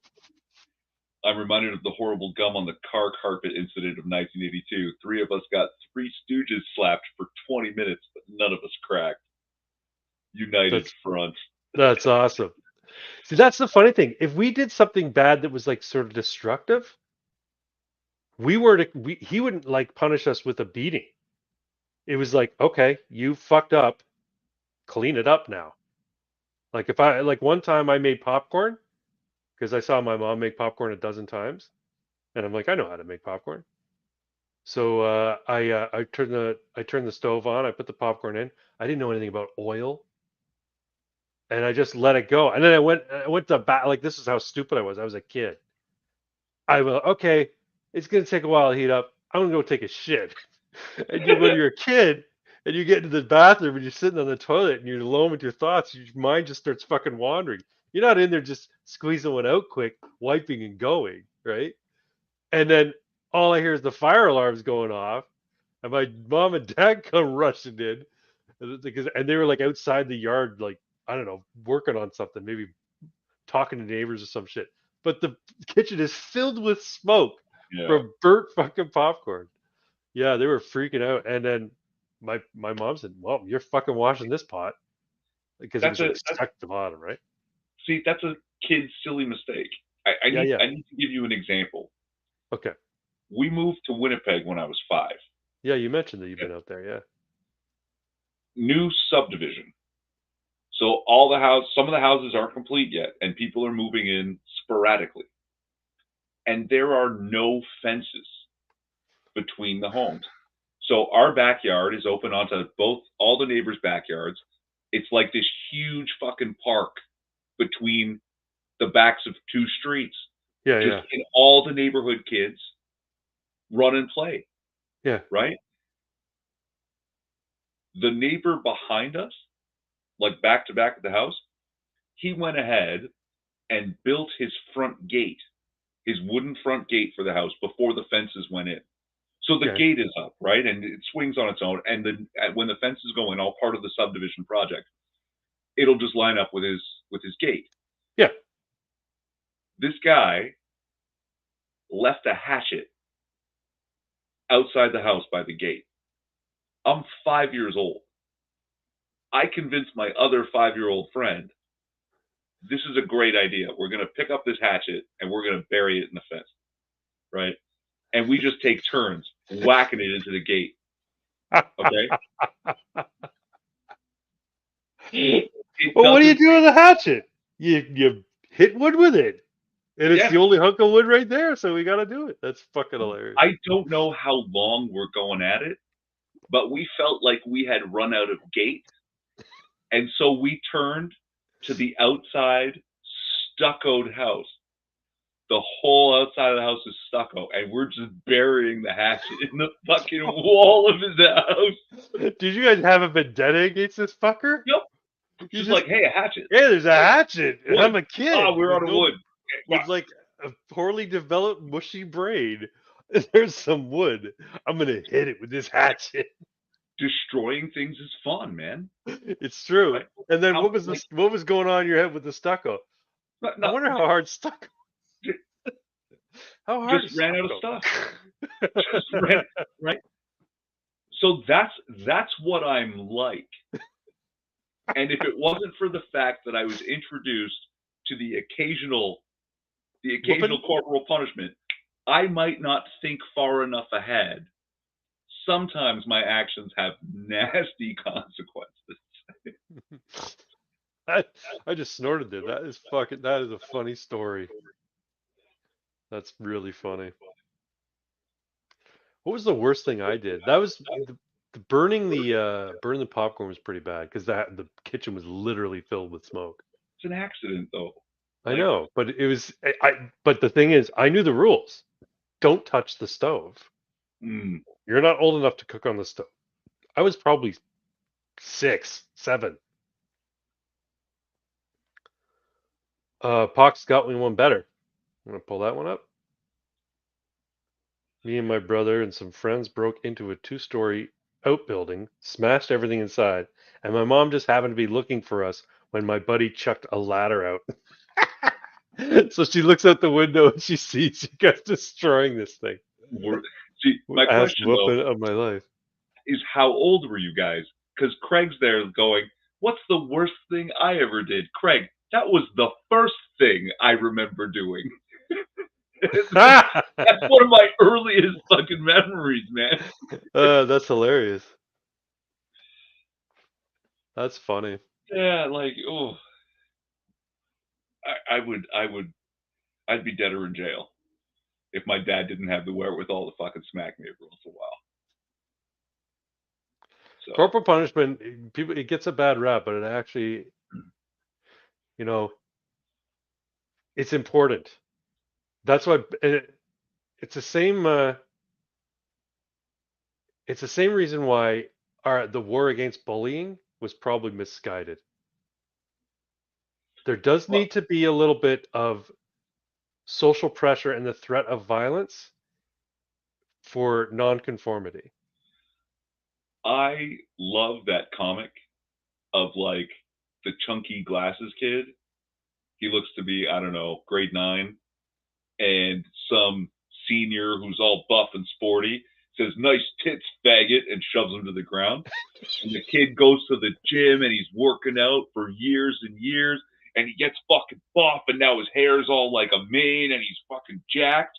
And he sees some niner, chunky, nerdy, shoves him. "Nice tits, faggot." Never stop bullying. Hey, it's true though, to a degree, right? There needs to be some social pressure. And for boys, the bullying, the pressure comes in the form of the threat of physical violence. For girls, the threat comes in the pressure of, reputation ruination, or, being mistreated by the group that you want to be a part of, right? Um, and this cause, while it's hurtful to people who don't really deserve it, because anybody can be the target of bullying, but in a lot of cases it's because somebody has broken out of social normans, broken out of social norms, social expectations amongst that particular demographic, and when they do that, it causes disruption in the body politic. So the bullies are there to right those people, say, knock that shit off, or we'll beat the shit out of you, or knock that shit off, or we'll ostracize you because we're girls and we don't beat the shit out of each other. So yeah, I'm not saying that bullies should get a pass. I still think that doing things of a violent nature to a fellow student is bad. What I'm saying is that the idea that the zero tolerance towards bullying, I think it should just be like, if you hit a kid, you're suspended from school. If you're involved in a fight, you're suspended from school. I think a lot of the problem is that people are now discouraged from standing up to bullies, Mm-hmm. right? That you get in trouble for standing up to the bully. Yeah, because you're then So, considered an aggressor. Yeah.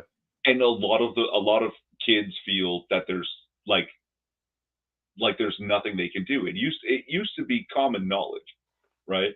What's that? You're being bullied? Yeah. Punch him square in the mouth as hard as you can. Because the bully is a predator. Right. And if you know about bears and sharks and cougars, a predator doesn't want to fight. It wants a meal. So you hit it in the face as hard and as often as possible. And when it realizes you're not a meal, you got to give it that message. You're not a meal, you're a fight. They'll back off, Mm-hmm. right? I remember there was this kid who was a friend of mine. He was athletic. I think he was on the football team. He worked out, that kind of stuff.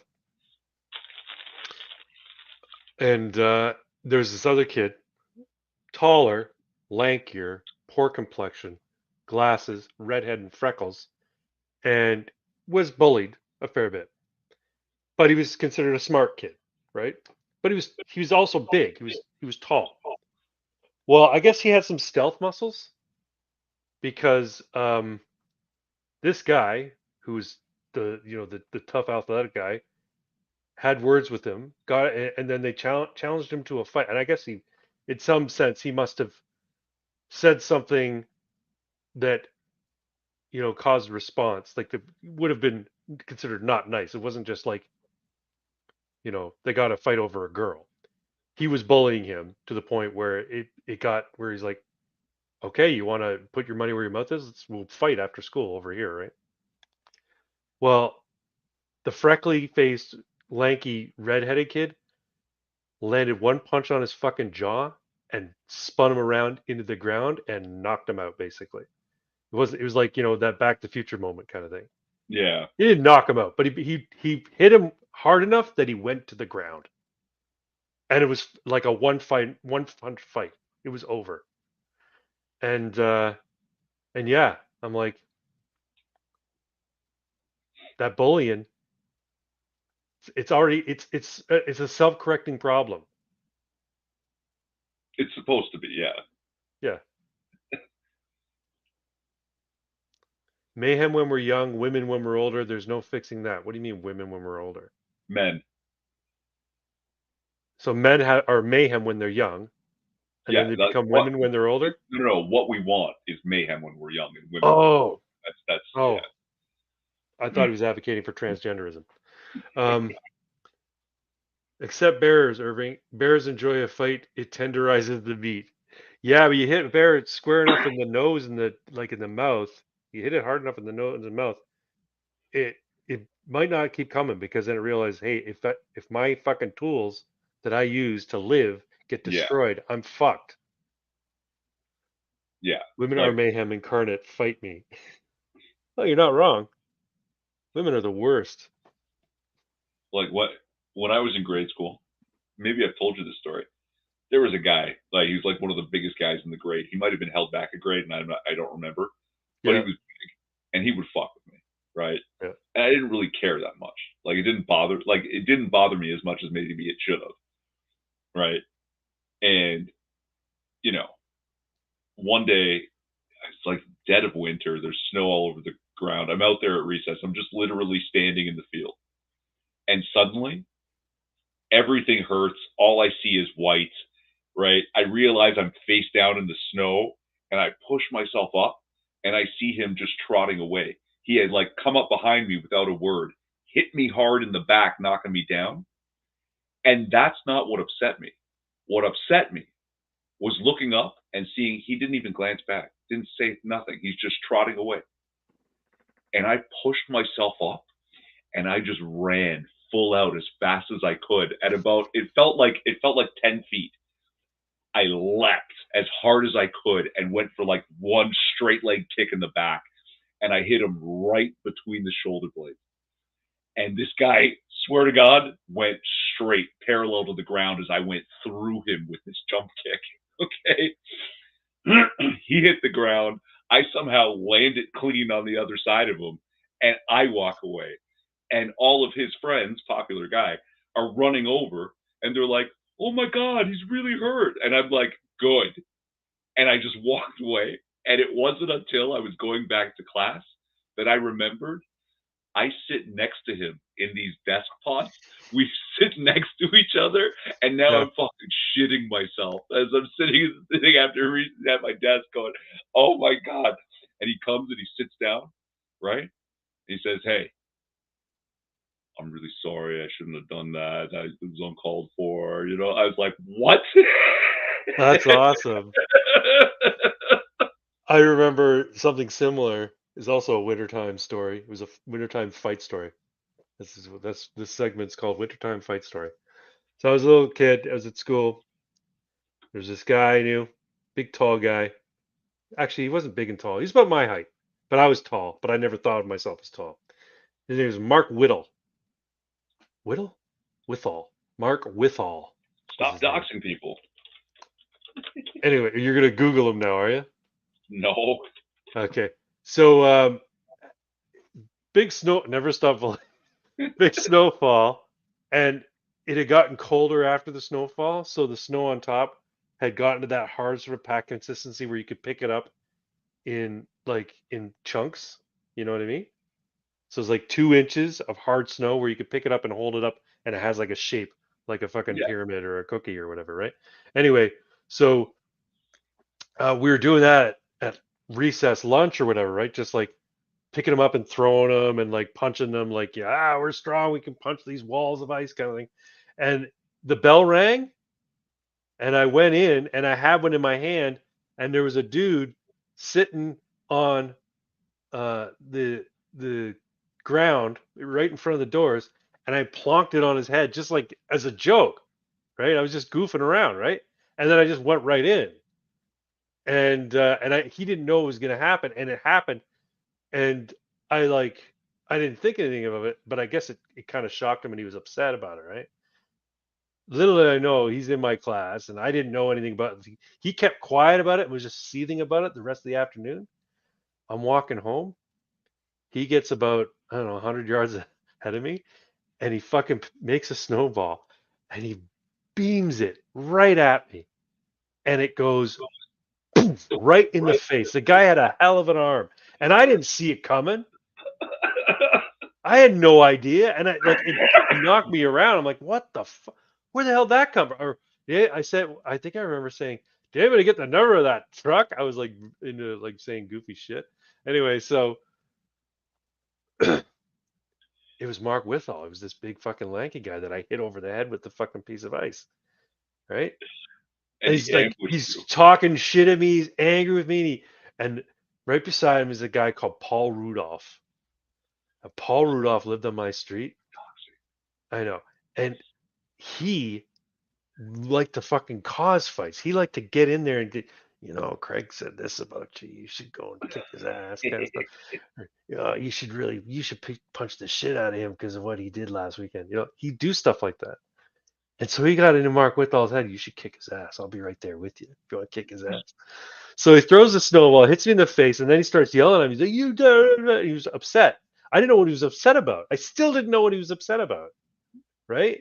He just started calling me names. And then he came up to me like he wanted to fight. And I'm like, I didn't want to fight. So I'm just like basically blocking, right? And everyone's like walking by, they're going home, who's finished school, and they're stopping and go, fight, fight, fight. And then when they realize it's not going to turn into a fight, they all go, oh, fuck it, they keep walking, right? Eventually, I got him calm enough to say, look, he told me, I'm like, why do you want to fight me? He's like, you hit me in the head with that ice. I'm like, oh shit, man, I'm sorry. I didn't mean to hurt you. I'm sorry about that. And he's like, that's okay. Come to my house. And so we went to his house, and his parents are like really fucking British, really English. And they sat down and they made tea and had brought up this is my friend Craig from school. He's really funny. He said something like that, right? Anyway, she had tea and cookies and stuff, and would you like some tea, Craig? And I'm like, no, I don't drink tea. Well, what do you drink then? Well, like milk. And she's like, drinking milk? Like that's what you put in tea. You don't fucking drink it. Anyway, so had some cookies, and him and I became like friends. It was really kind of wholesome at the end of the day. It was really like, oh, I guess you were sorry. You didn't really mean to hurt me. You're just goofing around. I get it. Like he got what I was doing. Anyway, I don't know what he's doing now. Though. I laid a kid out with a music stand in the 6th grade, scared off 2 other kids that were trying to jump me with him. Wow. And I'm picturing Pox with the fucking music stand, bending off these 2 guys. Yeah. Back to the corner. No one gets behind. Yeah. Hey, they're all metal, right? Why not?